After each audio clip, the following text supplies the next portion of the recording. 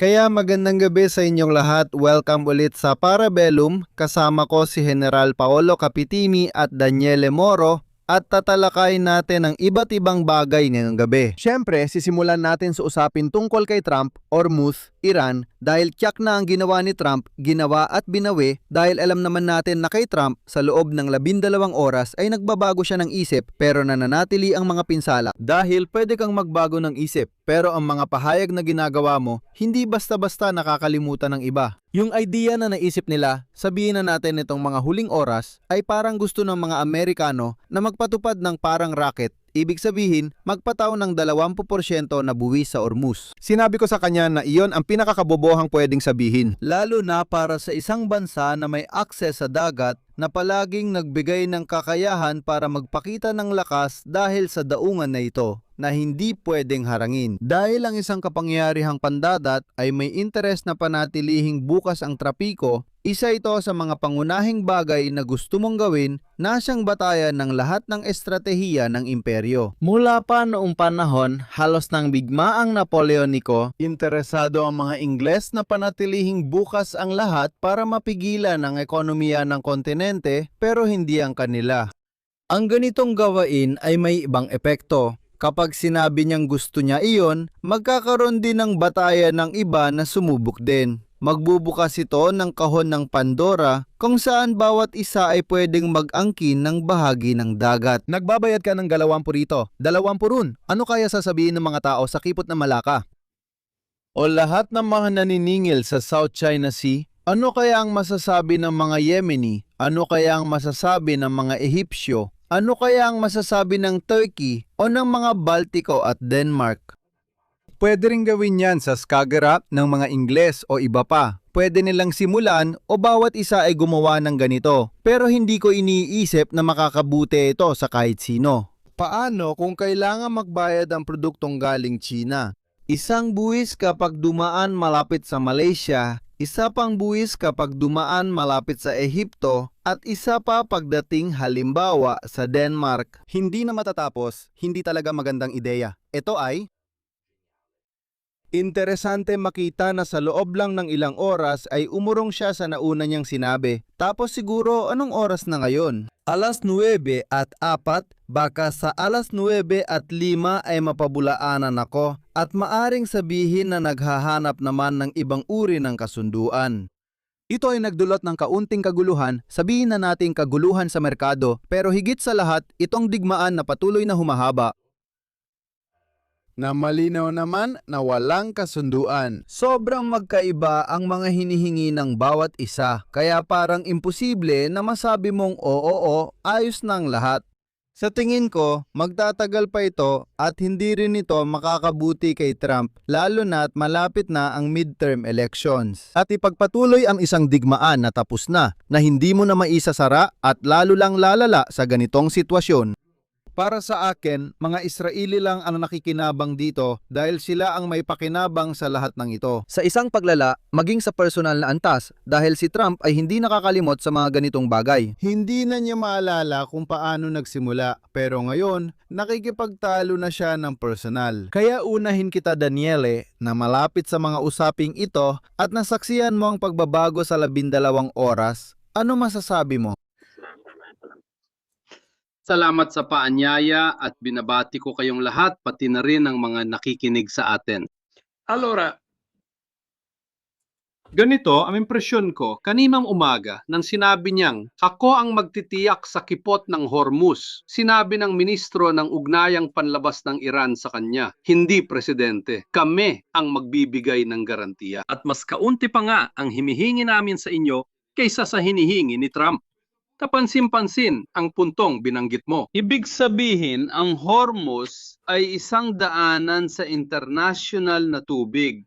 Walang bansa sa mundo ang maaring magtaguyod ng ganitong posisyon.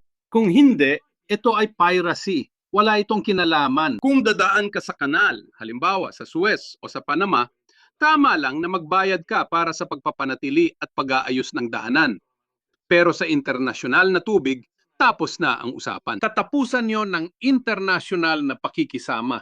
At tama ang sinasabi mo, na ganun nga. Isang posisyon na noong si Trump ay pumantay na rin. Ang mga Iranian na nagharang sa Hormuz, kinundena ng pandaigdigang komunidad dahil gumawa sila ng ilegal na gawain. Kita mo, pati sa Kongreso ng Amerika, sa mga media ng Amerika, nitong mga nakarang oras, ay marami ang umatake sa kanya.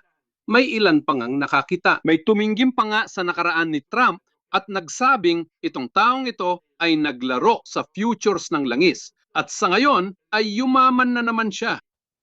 Tapos may atang bagay pa na sa teorya. 7 minuto na, Mirko. 7 minuto, sumagot na siya. Ang blockade sa Hormuz, ibig sabihin ang naval blockade ng Amerika, magsisimula ng alas 9 ng gabi, oras ng Italya. Magiging interesante makita sa pag-uusap na ito kung magkakaroon ng mga bagong pangyayari. Pangalawa, ngayong araw may nangyaring isa pang bagay na naglalagay kay Trump sa matinding alanganin. Nagpatuloy ang mga Iranian sa pambobomba ng mga base ng Amerikano sa Golpo na nagpapakita na hindi kayang protektahan ng mga Amerikano, hindi lang ang mga bansa sa Golpo, kundi pati na rin ang sarili nilang mga base. Sarili nilang mga base sa Golpo na isang bagay na simetriko. Nakita natin lahat ito, kasama pa si General Capitini nitong mga nakaraang linggo. Gaya na nangyayari sa mga Ruso na hindi rin kayang protektahan ang sarili nilang mga refinery. Kaya meron kang dalawang malalaking kapangyarihan. Sa isang banda ang mga Amerikano, sa kabila naman ang mga Ruso, sa isang magkaibang konteksto na sa totoo lang ay hindi naman talaga ganoon kalakas. At dito ko tatapusin ang impresyon ko na napag-usapan namin ilang minuto bago magsimula ang webcast na ito. Ang impresyon ko ay nasa likod ni Trump ay wala pa ring totoong estratehiya. Ibig sabihin si Trump ay may mga padalus-dalus na reaksyon, may ilang matitibay na punto, halimbawa ang midterm elections, kung saan malinaw na tuwing pinalalala niya ang sitwasyon tungkol sa Hormuz, tumataas ang presyo ng gasolina. Pero malinaw naman ito. Habang tumataas ang presyo ng gasolina, lalo niyang hindi napapasaya ang sarili niyang botante. Sa kabila naman, lumalabas ang totoong problema na ilang buwan na nating pinag-uusapan at yon ay hindi pa talaga nagsimula ang totoong negosasyon. Matapos ideklara ni Trump at Netanyahu na gusto nilang wasakin ang rehimen ng Iran at hindi nila ito nagawa. Hindi talaga nagsimula ang totoong negosasyon. Isang seryosong pagtatangkang makipagkasundo sa mga Iranian. Meron lang mga tigil putukan na palaging nasisira dahil sa pagiging padalos-dalos. At ito ang punto ko, ng isang tao na sa tingin ko ay walang totoong estratehiya. Wala siyang totoong estratehiya. Non ha una vera strategia. Samantalang, si Netanyahu ay may ibang sitwasyon. Ang heograpiya, Israel, 2 oras lang ng biyahe mula Tehran. Ang Estados Unidos ay tiyak na hindi nanganganib mula sa mga Iranian. Isa pang estratehiya at kaya mayroon ka ring huling punto na kung gusto mo ay pwede nating pag-usapan mamaya. Pati ang mensahe ngayong gabi ni Trump na laban talaga kay Netanyahu, ayan na doon. Na lumabas ilang minuto lang ang nakalipas. Hindi ito magandang senyales para sa katatagan o isang pagtatangkang patatagin ang rehiyon. Bakit siya? Sinabi niya kay Netanyahu ilang minuto matapos makipagkita sa punong ministro ng Iraq na hindi niya talaga alam kung may nakakita sa Washington Post. Lumabas ito mga 10 minuto na ang nakalipas. Nakipagkita siya sa punong ministro ng Iraq at sinabi niya sa harap ng media ng buong mundo, pero ikaw ay nagtagumpay sa eleksyon. Grabe. At napansin ng Washington Post na ang punong ministro ng Iraq ay hindi kailanman sumali sa isang eleksyon. Inilagay lang siya sa posisyong iyon ng hindi na halal.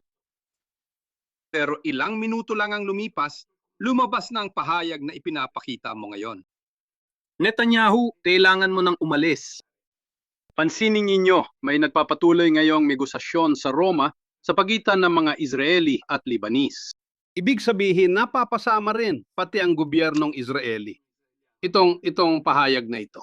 Dahil parang muli, muhang si Trump sa harap ng mga problema ng iba ay sinasabi kay Netanyahu, bahala ka na dyan, ikaw na ang mag-ayos. Hindi ito nakakatulong. Oo, isa pa. Nakakagulat ang dami ng pagkakamali niya nitong mga araw. Nung isang araw, sinabi pa niyang aatakihin niya ang Islamikong Republika ng Hapon. Nagkamali siya. Yung mga meme na lumabas na may bandila ng araw ng silangan na may buwan, yung kalahating buwan ng Islam, basta, wala naman talagang ganong saysay. Pero grabe talaga ang mga naisip nilang gawin. Malinaw na hindi siya ganap na mulat sa iba't ibang sitwasyon at gumagawa pa ng ganitong mga bagay. Sinabi pa ni Trump na sana si Knopp ang punong ministro para sa eleksyon, pero hindi naman siya nasa ikalawang botohan gaya ng tama ring sinabi ni Moro. Kaya interesante makita ang mga ganitong bagay na basta na lang inihahagis. Pero bago ang lahat, hayaan muna nating magkomento si Paolo kung ano ang tingin niya sa kasalukuyang sitwasyon at pagkatapos ay pag-usapan din natin ang kakaibang asal ni Trump sa meeting sa Ankara kaugnay kay Zelensky. Kakaiba siyang naging, sabihin na nating malumanay, napansin kong iba talaga siya kumpara sa dati. Maaring estratehiya rin ito dahil nandyan si Meade, siya ang nagtatakda at nagpapakalma ng sitwasyon. Hindi lang ako nagsasabi nito, pati mga Amerikanong survey at sa mundo ng Republikano. Maaring hindi nila alam kung nasaan ang Ukraine, baka wala silang pakialam sa mga Ukrainian o ayaw sa pagbibigay ng armas at pera. Tulad ni Biden, hindi talaga gusto ng mga Amerikano ang ideya ng alyansa sa mga Ruso.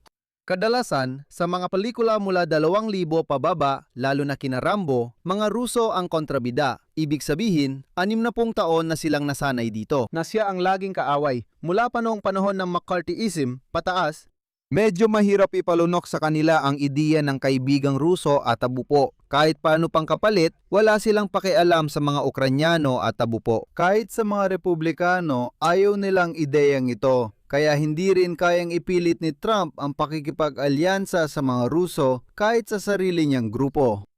Sige, Paolo. Bago ko sagutin ang tanong mo na napaka-komplikado, gusto ko munang ipaalala ang dalawang bagay. Una sa lahat, ngayon ay ika-14 ng Hulyo. Ito ang pagkuha sa Bastille, ito ang pambansang pista ng Pransya, kaya binabati ko ang ating mga kaalyado at mga kaibigan. Si Paolo? Kasi hindi ko siya naririnig. Naririnig naman ako at naririnig ko ang sarili ko. Subukan mo nga. Naririnig niyo ba? Para malaman ko kung ako lang may problema. Paolo, naririnig mo ba? Sa ngayon, magpatuloy ka lang. Sige, binabati ko ang Pransya at mga Pranses, na noon pa man ay tinitingala ng buong Europa sa natatanging paraan. Naging halimbawa sila, minsan negatibo, pero mas madalas positibo, kung saan dapat pumunta at ano ang dapat gawin ng Europa, lalo na pagdating sa ilang mga usapin. Kaya mula sa puso, binabati ko ang Pransya at ito ang magandang balita. Pagkatapos, may masamang balita na kailangan kong banggitin. Ngayon ko lang nalaman ang pagkawala ng isang kaibigan. At hanggang mahalagang tao sa aking pagsasanay militar, pumanaw na si General Domenico Villani na naging komandante ko sa Brigadang Bersaglieri Garibaldi. Matagal siyang naging pangalawang pinuno ng Estado Mayor ng Depensa at naging huwaran ng pagiging mahinahon at maalaga sa mas mababang ranggo. Hindi niya kailanman nawala ang kagustuhang magturo na ipakita kung paano pa uunlad kahit ang mga nasa ranggong malayong mas mababa sa kanya. Na sana ay nagbigay daan kay General Villani na baliwalain na lang, pero hindi. Palagi niyang tiningnan ang hukbo bilang isang uri ng kadena ng kaalaman, pagmamahal at mga halaga at palagi niya itong ipinagtanggol. Ngayon, nalaman ko ang tungkol sa kanyang pagkawala. At para sa akin, at sigurado akong para rin sa marami pang iba na nakakilala sa kanya, ito ay isang balita na tiyak na nagpalungkot sa kanila. Pasensya na kung nagamit ko ang pampublikong espasyo para sa dalawang personal na bagay. Ngayon, sasagutin ko na ang tungkol kay Trump. Ang pakiramdam ko, at ito rin ang nagtulak sa akin sa tanong, ay na si Trump ay hindi ang leader. Ibig sabihin, hindi niya talaga ginagabayan ang Estados Unidos patungo sa isang direksyon. At hanggang dito, ayos lang naman. Mas nakakabahala ang ikalawang bahagi na di maintindihan kung bakit ang Estados Unidos, maliban kay Trump, ay di ramdam ang pangangailangan ng isang taong kakatawan at gagabay sa kanila. Kung papayagan ninyo akong gumamit ng isang metapora, para bang ang bus, ibig sabihin, Walang totoong driver, may isang unggoy na nagmamaneho. At lahat ng pasahero ng bus ay abala pa rin sa paglalaro ng kanilang smartphone, at walang nakakapansin na ang bus na ito ay hindi mo alam kung saan papunta. Ang trahedya ay pinapayagan ng Estados Unidos ang ganitong uri ng pamumuno na labis na gumugulo sa kanila sa pandaigdigang antas at nagdudulot sa kanila ng pinsala. Isang matinding pinsala pati sa ekonomiya dahil ang ginagawa nila ay may epekto sa loob ng bansa pagdating sa inflasyon, sa kredibilidad ng kanilang pera at sa pagtaas ng inflasyon sa mga bansang kaalyado. Ibig sabihin, may mga seryosong problema na talagang sumasalpok sa pandaigdigang antas. At mukhang hindi ito napapansin ng Estados Unidos. Hindi nila ito nakikita o ayaw nilang gumawa ng hakbang. At ito ang unang beses na nakita natin ito dahil sanay tayo na ang Pangulo bilang pinuno ng Estado ay isang kinatawan ng isang grupo, kinatawan ng isang pananaw na siyang gumagabay sa makapangyarihang bansang ito patungo sa isang direksyon. Ngayon, ang makita kung sinong nasa likod ni Trump ay medyo nakakatakot ito para sa hinaharap bago pa man ang kinabukasan ng mundo, lalo na para sa kinabukasan ng Estados Unidos. Para alalahanin ng mga araw kung kailan siya nagsimulang mang-insulto sa ating punong ministro. At doon nagkaroon ng pagbabago sa interpretasyon. Hindi naman na kami ang may problema kay Trump. Dapatan siyang sagutin. Tingnan ninyo mga Amerikano, ang problema ay nasa inyo, hindi sa amin. Kung ang taong ganoon ang kumakatawan sa inyo, hindi insulto ang problema, kundi ang kabaligtaran.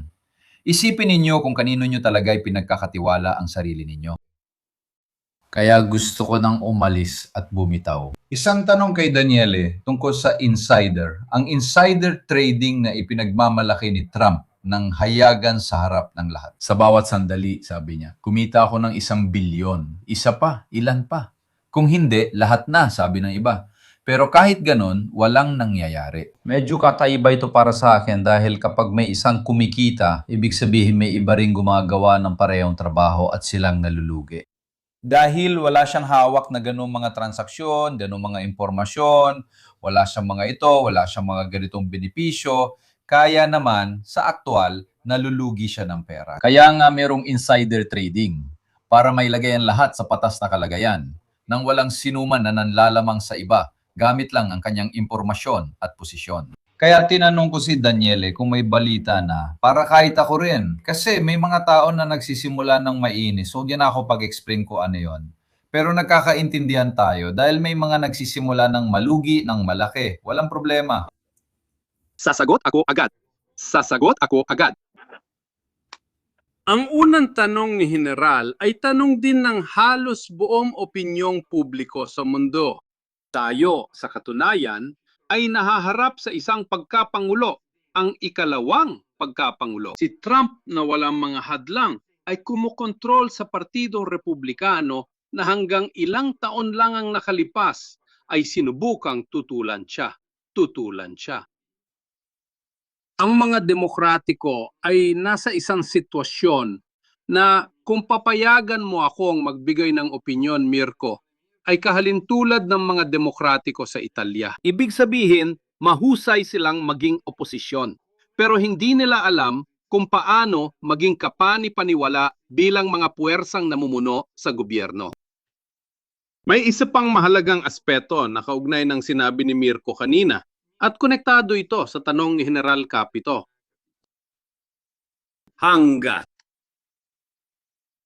may mayoryang Republikano ang Kamara at Senado na kontrolado ni Trump, wala talagang malaking kapangyarihan ng parlamento sa investigasyong hudisyal. Simula Enero, halos lahat ng pagpupulong ni Trump, lalo na kasama ang mga Republikanong kongresista, ay ginawa behind closed doors. Sinabi niya, kung matatalo tayo sa midterm elections, makakatanggap ako ng ikatlong impeachment. Ano ibig sabihin nito? Kung magkakaroon ng Democratic majority, kahit sa Kamara lang, sa puntong yon, ang Kamara, ang mga Demokratiko sa Kamara, ay magkakaroon ng kapangyarihang hudisyal.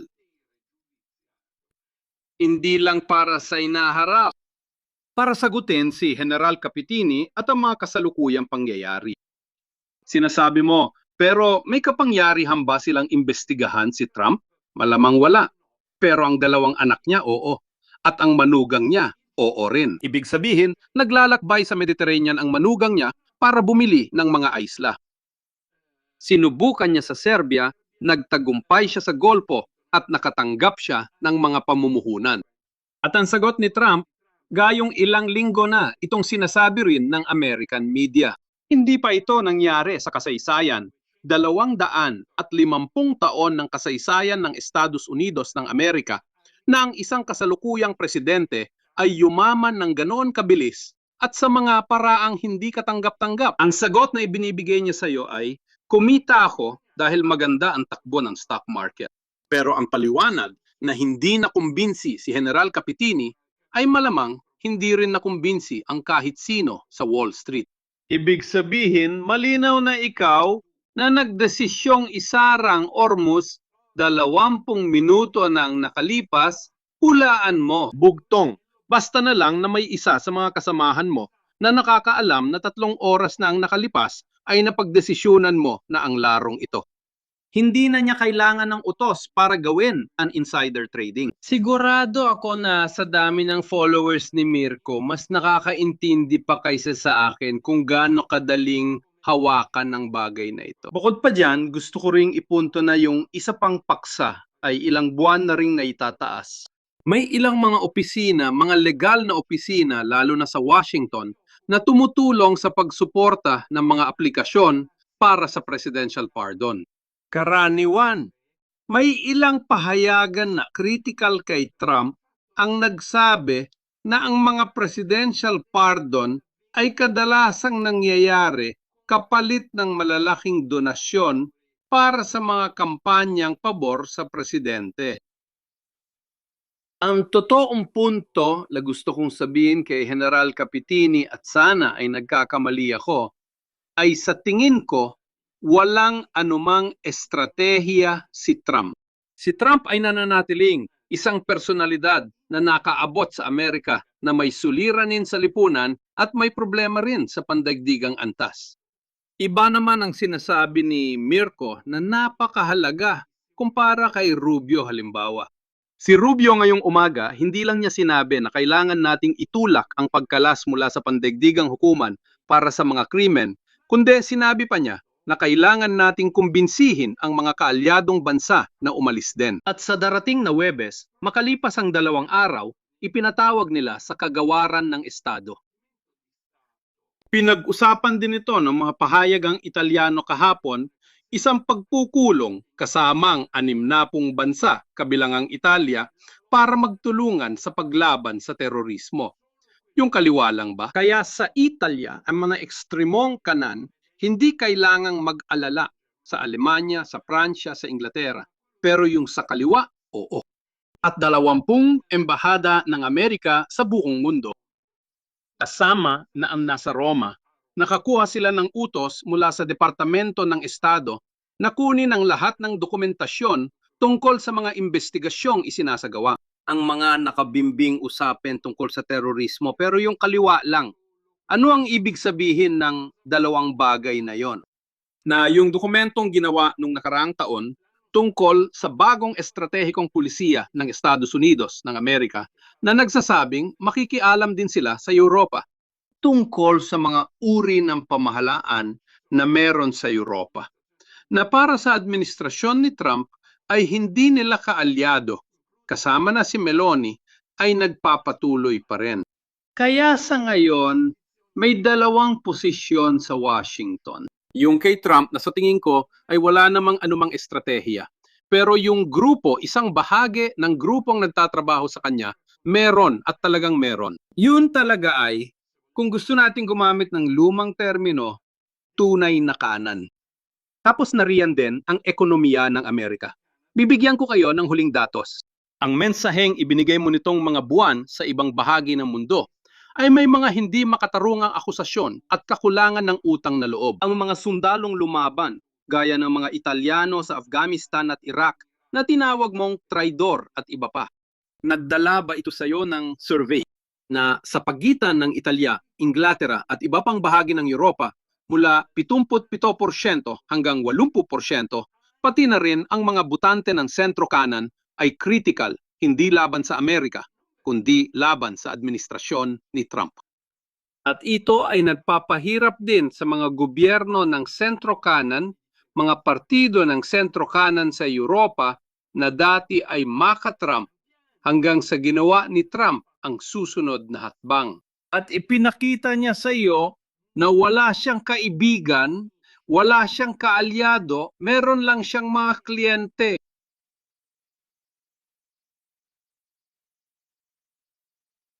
Mirko, hindi ka marinig. Hindi ka niya marinig.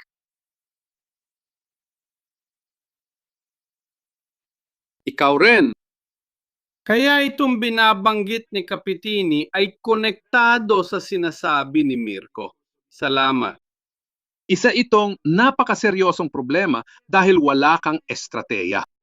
Kailangan mong tanggapin na ang mga Ukranyano ay naging hindi na basta pasibong panig. Hindi lang sila binubugbog ng mga Ruso sa loob ng mahigit 4 na taon. Nagsisimula na rin silang gumanti. Alam nating gusto ni Trump ang ganitong paninindigan. Mahilig siya sa malalakas, nagwawagi at mga tao. Sa kabilang banda, may sitwasyon ka kung saan Ormuz, pagkatapos ng lahat ng nangyari, sa tingin ko ay hindi na kayang harapin gamit ang kahit anong estratehiya kung sakali mang meron siya. Ang gitnang silangan kasama si Netanyahu, paalala ko lang na boboto sa Israel ilang araw bago ang midterm election sa Amerika.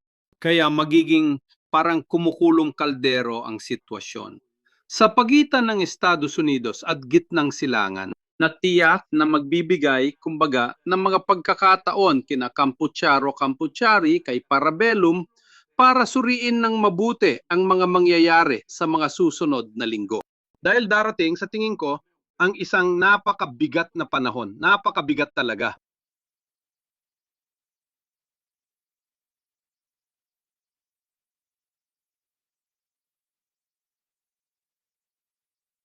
Hindi ka marinig.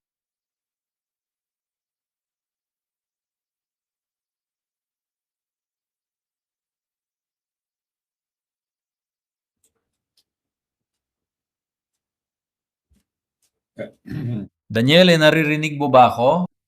Ayos na ayos, ayos na ayos. Habang hinihintay natin na maayos ni Mirko, ang problema talagang hindi kita nakikita. Hindi kita marinig at hindi rin kita nakikita.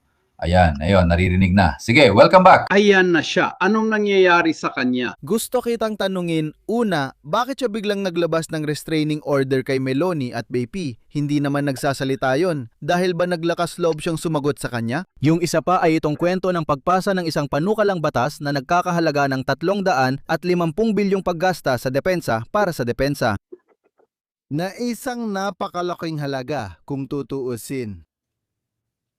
Kung makikita mo, sige, wala namang lohika sa ginagawa niya. Pero 350 bilyon, sa tingin mo ba papasa ang panukalang batas na to? Tingnan natin, pero ilalabas ko lang ang opinion ko. Siyempre, mas marami namang alam si General Capitini kaysa sa akin. Dapat nating suriin ang armas lobby sa Kongreso ng Amerika. Gaano kalaki ang impluwensya nila? Isa sa mga problemang lumitaw nang inilabas niya ang bagay na ito, Mirko, ay ito. Dahil ang mga pamumuhunan sa larangan ng militar ay nangangailangan ng napakahabang panahon. Sino ang makakasiguro na kung balang araw ay wala na ang taong ito sa White House, na ang Pangulo at ang mga susunod na Pangulo ay magpapatuloy na igalang ang mga kautusang ito? Ito ay isang problema na tama lang na ikabahala rin ng industriya ng depensa sa Europa. At sa totoo lang, laging may anyipunto na walang sinuman ng maaaring sa harap ng pagbabago ng damdamin, ng estrateya, ng ibibigay ko ang paliwanag kung bakit inatake niya si Meloni. Hindi niya inatake si Meloni dahil gusto lang nitong mag-selfie, dahil sa totoo lang, sa pagitan ng mga matatanda, hindi pwedeng ito lang ang dahilan. Hindi pwedeng ito lang. Ang totoo ay napasubo siya sa isang gulo na ang layunin ay dinala ni Netanyahu at ng pinuno ng Mossad, na pag-usapan na rin natin ito dati, at hindi pa ito pinabulaanan Napasubo siya sa isang gulo dahil nantiwala siya sa dalawang negosyante ng real estate mula New York. Si Whitcock ang kanyang kasama sa golf at ang kanyang manugang ay hindi nga alam kung tungkol saan ang pinag-uusapan nila. Tinanggal nila lahat ng mga eksperto. Alam niyo ba, sa kagawaran ng Estado, mukhang ang tanging dalawang Amerikanong diplomatiko na marunong ng wikang Farsi ay tinanggal ni Musk 1 taon at kalahati na ang nakalipas. Yung mga negosasyon na hindi gusto ni Trump na ginawa ni Obama, tumagal ng 2-3 taon at ginawa ng maingat. Mag-ingat din dahil pati mga Iranian ay may mga tinanggal din sa kabila. Kung magpapadala ka ng dalawang walang karanasan para makipag-usap, hindi ibig sabihin na dahil Iranian sila, pupunta ka ron at sasabihin mong babombahin mo sila. Hindi ganyan ang takbo niya, napasubo siya sa gulo.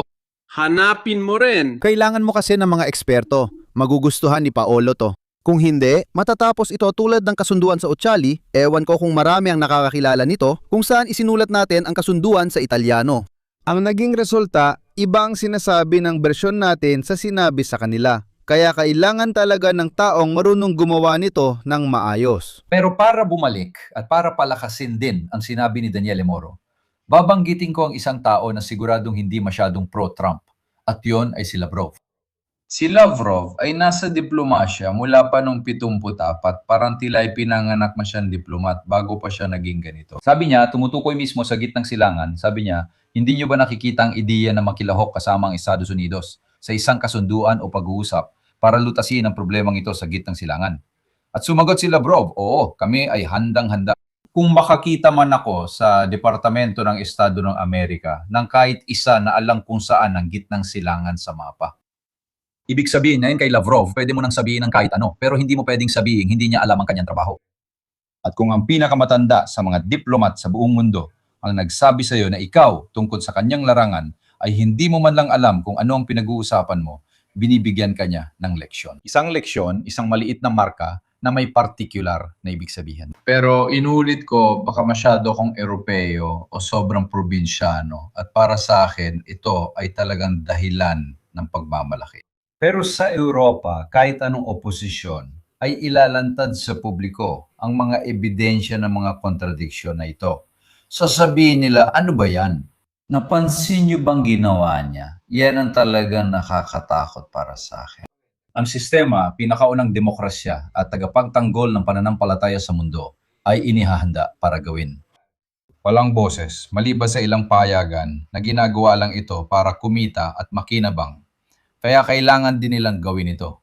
Pero isang boses na political na magsasabi, ano ba ang ginagawa mo? Para saan? Hawak ang mga datos. Isipin niyong parehong sitwasyon na baliktad sa kahit anong bansang Europeo. Kumain tayo pero kinain natin siya ng buhay. Si Conte para sa mga mesa na may gulong, pansasara ng kipot ng Ormuz. Ilagay niyo silang dalawa sa parehong antas at tingnan niyo sandali. At kinain talaga natin siya ng buhay at tama siya. Ibig sabihin, ang kontrol sa oposisyong pampulitika at pati na rin sa lipunan sa Europa, sa totoo lang, at hindi na ito tulad noong dekada 80 o dekada 70 pinag-uusapan natin ang kasalukuyan. Sa totoo lang, hindi ka nito pinapayagang gawin lahat ng gusto mong kalokohan nang walang pumupuna. Matatanggap ko pa na walang gumawa ng kahit ano, pero na wala man lang magsabi ng kahit ano, ay medyo sobra na. At ito ang talagang nagpapabahala sa akin para sa post-Trump na hinaharap. Ibig sabihin, kung ganito ang estado mga kaibigan, hindi ko alam kung paano ito magtatapos. At sasabihin mo, ano bang pakialam mo? Sa atin wala, pero ang Estados Unidos na dumadaan sa isang seryosong krisis, seryoso na maaring magdulot ng marahas na resulta, hindi tiyak na kinabukasan, apekado rin tayo direkta. Tandaan natin, hindi ako ekonomista at sigurado magkakamali ako. Pero tingnan ninyo kung ano ang kalagayan ng ekonomiya ng Amerika. Isang ekonomiyang nakatuon lahat sa artificial intelligence at advanced na teknolohiya. Sa likod ng disyerto, may kaunti silang magaganda agrikultura at marami-rami rin. Pero sa pagitan ng cornflakes at artificial intelligence, sa gitna, Wala na silang pabrika ng mga tornilyo at bolts.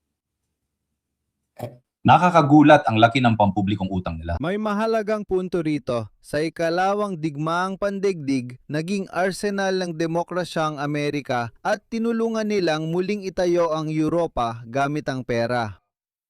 Una, dahil kailangan. At pangalawa, dahil ang pinakamainam na paraan para magnegosyo ay mamuhunan din sa sarili mong mga kaalyado na makikipagkalakalan din sa iyo. Kaya ang Marshall Plan ay bumalik din sa anyo ng kooperasyon at pati na rin ng kooperasyong militar at abutuba. Ngayon, siya ang may kontrol. Ang kontrol sa politika. Ng kontrol sa politika, pati na rin ng utang sa isang paraan kung saan ang iba ay nakatali. Kung titingnan mo kung paano gumagana ang isang imperyong panlupa at isang imperyong pandagat, lahat ng ginawa ni Trump ay salungat sa pinaka-ABC ng kahit anong imperyong pandagat, ibig sabihin ay kalayaan sa paglalayag. Itaguyod ang kalakalan, mamuhunan sa mga kaalyado.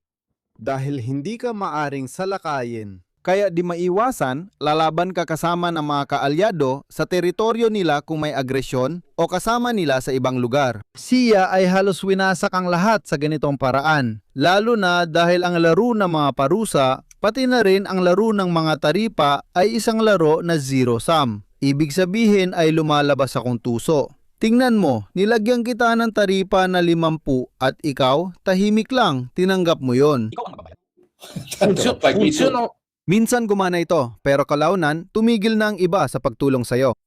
Pero kung gagawa kayo ng mga kasunduang kapakipakinabang sa inyong dalawa sa katagalan, alam mo kung ano ang punto? Lahat ng mga desisyon ay panandaliang desisyon na pumapabor lang sa mas maliit pang grupo ng mga tao sa paligid ni Trump. Dati, ito ay grupo lang ng ilang palaisip gaya ng mga kasama ni Wolf at Bush. Hindi ito desisyon ng mga totoong estadista. Hindi ito mga desisyong pangmatagalan. At itong bagay na ito ay napapansin pareho sa Europa at syempre kay Trump na hindi naman talaga mga estadista. Hindi ito mga desisyong pwede mong sabihing gawin mo para sa susunod na henerasyon, sa susunod na 20 taon may magbabago o gaganda. Gumagawa sila ng mga desisyon na may pakinabang, minsan nga sa loob lang ng 1 linggo o 1 buwan. Maraming salamat. Para tapusin namin yung sinabi, magsisimula ako mismo sa sinabi ni Roosevelt na nagsabi, kailangan nating maging arsenal ng demokrasya. Napakaganda at mataas ang antas ng talumpati. Talagang interesante. Yun ang nagbigay ng dagdag na tulak sa krisis ng 20 sa pagbagsak ng ekonomiya ng Estados Unidos noong unang 5 o 6 na taon ng dekada, 30. Ibig sabihin, talumpati ito para sa matagalang panahon. Ang kinatatakutan ko ay mula sa pagiging arsenal ng demokrasya, baka tayo mga Europeo ay maging alkansya ng Estados Unidos. Kasi tingnan ninyo sandali, tayo, kung titingnan ninyo kung anong ipon sa mga bangko sa Europa, kasama na ang atin sa dami ng pera na hindi umiikot at hindi mo pwedeng galawin. Nagsisimula tayong maging kaakit-akit para sa ganitong klase ng panahon. Lumabas, baka mali ang numero na sasabihin ko. Patawarin na lang ako ng mga nakikinig pero parang naintindihan ko, narinig ko ito ng maaga pa, na ang kabuuang ipon nating mga Italiano ay umaabot na higit sa 1,500 bilyong euro. Kung hindi 1,500, baka 1,600. Tingnan mo, ang reserbang ginto ng Italya ay ika-3 o ika-4 sa mundo. At itong bagay na ito, sa isang bansa na halos nalulugi na, paano kaya nila ito makukuha? Sa pamamagitan ng isang batas sa bangko na pabor sa kanya, sa pamamagitan ng posibilidad na mapasok ang iyong legal na sistema gamit ang sarili niyang sistema, gumawa ng parang pangkalahatang pagsasanib at kumuha mula sa balon na ito para manatiling nakalutang hanggat maaari. Ayan, ito ang bagay na kinatatakutan ko na kasing tindi ng Hormuz, siguro mas matindi pa. Kasi inuulit ko, ang maging alkansya ng Estados Unidos ay medyo nakakainis para sa akin. Sinamantala ko ang ideya mo at nagtanong ako sa artificial intelligence na nagbibigay ng sources. Ang lahat ng pamilyang Europeo ay may ipon sa account at deposito na aabot sa humigit kumulang 12,000 bilyong euro, hindi bababa sa 3 beses na mas mataas kaysa sa Estados Unidos. At ito para sa Estados Unidos ay hindi maiisip dahil ang Estados Unidos ay nabubuhay sa galaw ng stock market. Ibig sabihin, ang buong bansa ay nabubuhay dito. Ang pagkakaroon ng ganong halaga na parang itinatago mo lang sa ilalim ng kutsyo ni Lola sa madaling salita ay hindi maiisip. At sa isang paraan, gusto talaga nilang makuha iyon mula sa'yo dahil ang makuha yon ay nangangahulugan ng kanilang kaligtasan. Good luck. Pero ang kaligtasan para sa kanila ay nangangahulugan na ang matitira na lang sa atin ay si Lola. Niwala na tayong kutson. Ayan, since nabanggit mo na rin, sagutin na natin yung tanong sa chat para masagot din sila. Lalo na kapag nasa shoe at fest, di ba? Napapansin natin na gusto nilang kunin ang pera natin, ipilit sa atin ang muling pag-aarmas gamit ang mga produkto nila. Kung mapapansin mo, nanalo ang SAB dahil pinili ng NATO, syempre European NATO, ang Global Eye na parang AWACS. Kung hindi ako nagkakamali, nag-live pa tayo kasama si Anzara para ipakita na may mga bagay talagang nagbabago. Tingnan natin, ang AWACS ay isang larangan kung saan talagang malaki ang benta ng mga Amerikano sa mga Europeo. Sinusubukan nating lumipat sa sariling produkto sa Europa para sa pagiging maasahan. Tingnan mo ang Espanya na muling pinag-iisipan ng F-35. Kaya sa isang banda, si Trump sa kanyang medyo bastos na paraan, Ate BP, ay hindi talaga nakakamit ang gusto niya na ipilit sa atin ang pagbili at pagbenta ng mga armas. At maraming Amerikano ang talagang pumipili ng ibang alternatibo. Kaya hindi ko alam kung gaano ka-epektibo ang plano niya. Tama si Daniele, mahirap para sa malalaking tagagawa ng armas na sumangayon sa mega planong 350 bilyon ni Trump kung maaari itong bawasan o kanselahin pagkatapos ng 2 taon. May malaking kasaysayan kami. Nag-live pa kasama si Anzara tungkol sa military procurement. Ilang beses na yon. Pati sa Italia, nag-order din sila ng 200 tangke o 500 Centauro. At pagkatapos ay palaging nababawasan, depende sa mga pagkakataon. Kaya. Recorda uno. Pinaalala ng isa nating tagapakinig na pinili natin ang Airbus bilang tagapag-supply at hindi na ang Boeing bilang mga Italiano at ang mga Kastila ay tumanggi sa F-35. Mabibigat ang dagok ito, hindi? Salamat sa nagpaabot nito sa atin. Oo, maganda ang pagpasok ng tanong na yan sa usapan habang tinatalakay mo ang mga bagay na ito para ipakita na may mga unang palatandaan na pumipili na ang mga tao. Gumagastos na sila, oo. Malaking panloloko yon sa mga Amerikano. Oo, gumagastos kami pero hindi namin binibili ang mga produkto ninyo. Napagkatapos ay bumabalik din sa sirkulasyon ng ekonomiyang Europeo kaya napapaboran ulit tayo, hindi sila. Masamang balita ang Lavoleta, nakakapababa ng sigla. Sa bagong pamamahala ng pagbubukas ng pondo ng pensyon, obligasyon pa rin na may benepisyo, di ba? Sa bagong batas tungkol sa pensyon, lumalabas na simula ngayong taon. Ang TFR ng ating mga manggagawang Italyano ay maaring ipuhunan sa stock market ng Amerika. Kung ayaw mong gawin yon, kailangan mong sabihin na ayaw mo na dapat bawiin at gamitin sa ibang paraan. Ibig sabihin nito, ikinakabit mo rin ang kinabukasan mo pagkatapos mong trabaho sa kung paano tatakbo ang stock market ng Amerika. Naalala ko, nagkaroon nito ng mga pagbagsak, hindi lang noong 2019, nagkaroon na rin ng malalaking pagbagsak noong 2008.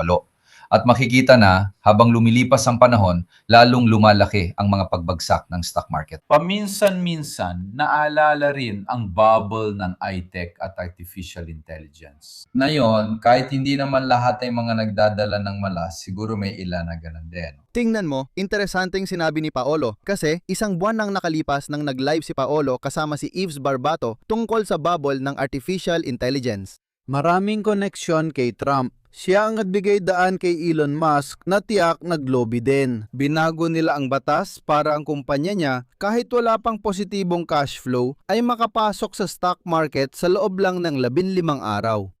May batas sa Amerika na hindi naman talaga nag-oobliga.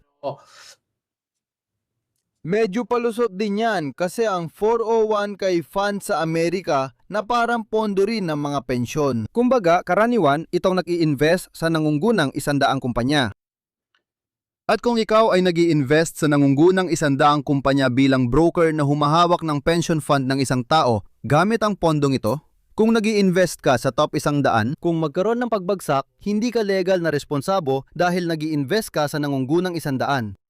Ang napansin namin at napapansin ng marami ay sa ngayon, higit sa 6 na po sa nangungunang 100 kumpanya ay alinman ay artificial intelligence o konektado sa artificial intelligence o kaya ay kasali pa rin sa isang masalimuot na kalakaran ng negosyo. Kung saan ako bumibili ng mga card at ikaw naman bumibili ng mga stocks sa akin at bundo po.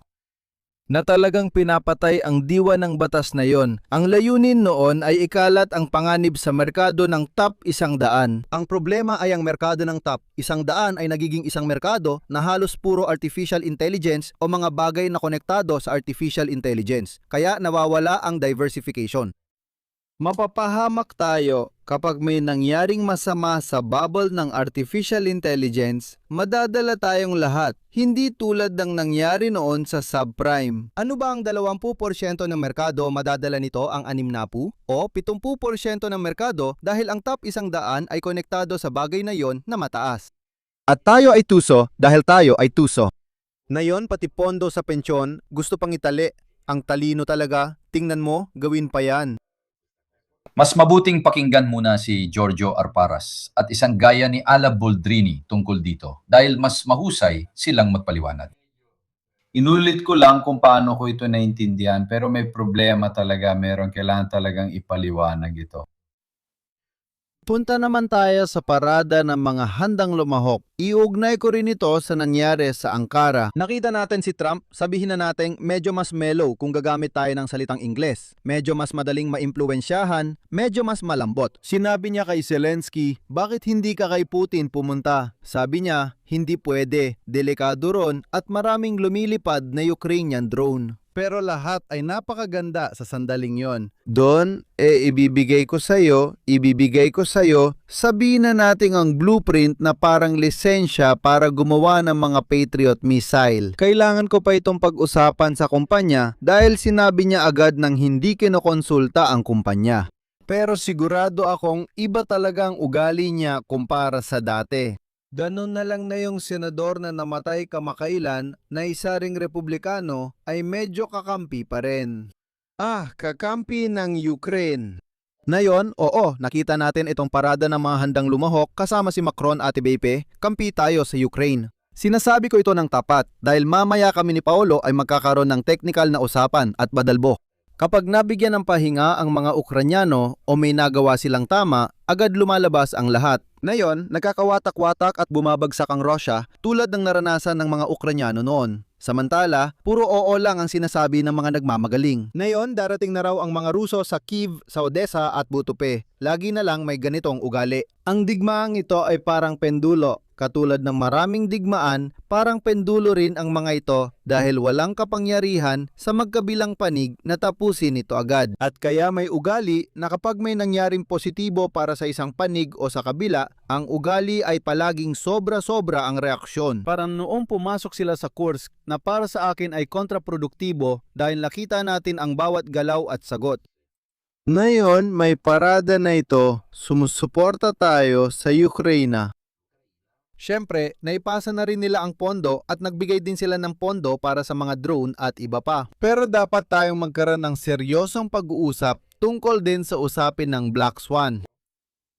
Hindi inaasahang pangyayari na maaring dumating o hindi mahulaan dahil marami na tayong nakita niyan sa digmaang ito. Kaya ako, hindi ko talaga naranasan ang ganitong kasiyahan. Hindi ko rin ito naranasan nung 2023 nung nagdududa ako sa tuloy-tuloy na suporta ng kanluran.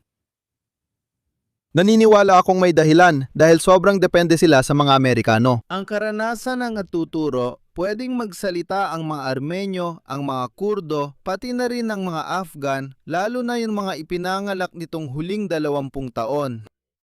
Kaya, tungkol saan ang parada na ito? Gaano karami ang totoong nangyayari, gaano karami ang totoong nilalagay sa mesa, at gaano karami ang parang photoshoot lang, gaano karami ang political na palabas, at gaano karami ang may tunay na laman? Sa pananaw mo, Daniele?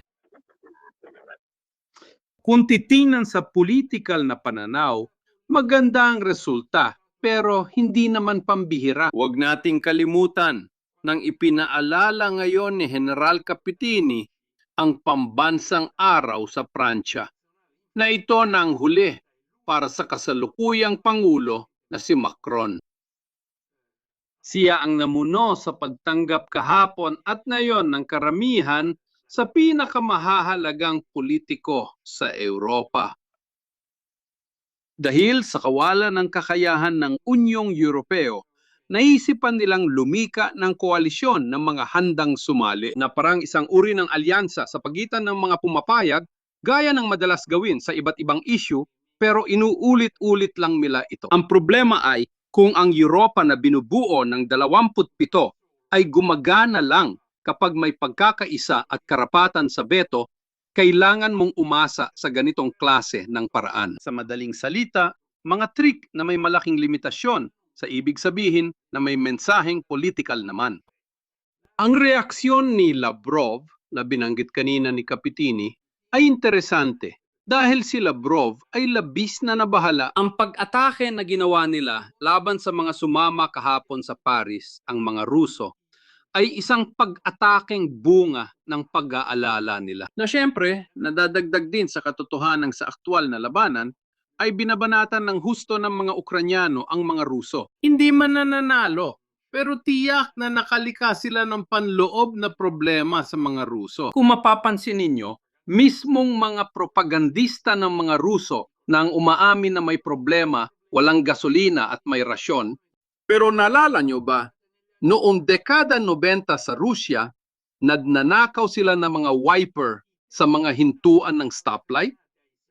Naalala ko yon, nandun ako, nandun. Kahit nung dumadating ka sa stoplight sa Moscow, mag-ingat kapag huminto ka dahil madalas nilang kunin ang wiper mo. Ibig sabihin, tapos na raw ang bansang ito. Kaya meron kang mas malabong sitwasyon. Kapag pinag-uusapan ni Mirko ang itim na sisne, ang panganib ay yun mismo. Ang panganib ay yun mismo. Ibig sabihin, magsisimula ng magkaroon ng panloob na problema ang mga Ruso. Magkakaroon sila ng eleksyon sa Setyembre kung tama ang ating pagkakaalala. Magkakaroon na sila ng internal na problema. Kung titignan ng survey sandali, Daniele, magpustahan tayo. Tataya ka ba? €1,000 ang pustako na mananalo si Putin.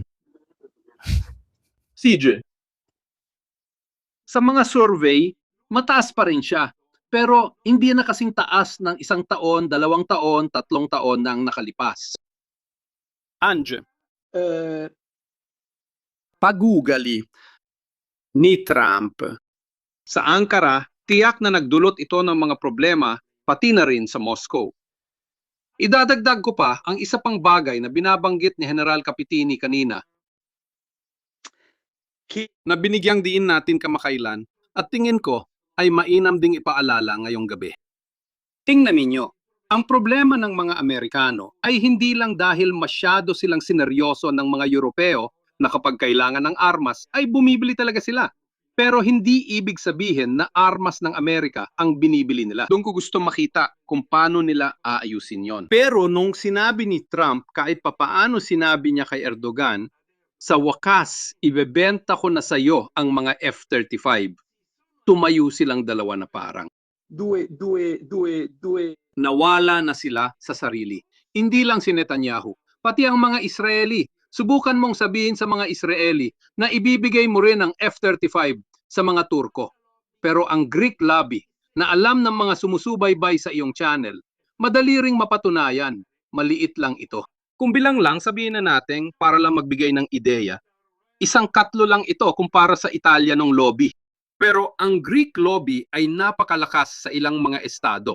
Isang halimbawa, isang estado ay ang New Jersey, halimbawa. At huwag nating kalimutan na ang midterm elections ay para sa mga kinatawan. Hindi bumoboto para kay Trump o sa isang kandidatong demokratiko. Bumoboto para sa isang particular na kinatawan. At paano bumoboto ang kinatawang iyon sa Kongreso? Kapag kailangan ng bumoto kung ibebenta o hindi. Dahil kailangan itong dumaan sa Kongreso. Totoo, ang mga F-35 para sa mga Turko. At doon, pati doon, nagdulot siya ng gulo habang sinusubukan niyang maging kaaya-aya dahil sinabi pa niya, pupunta lang ako sa pulong ng NATO dahil ikaw ang nag-imbita sa akin.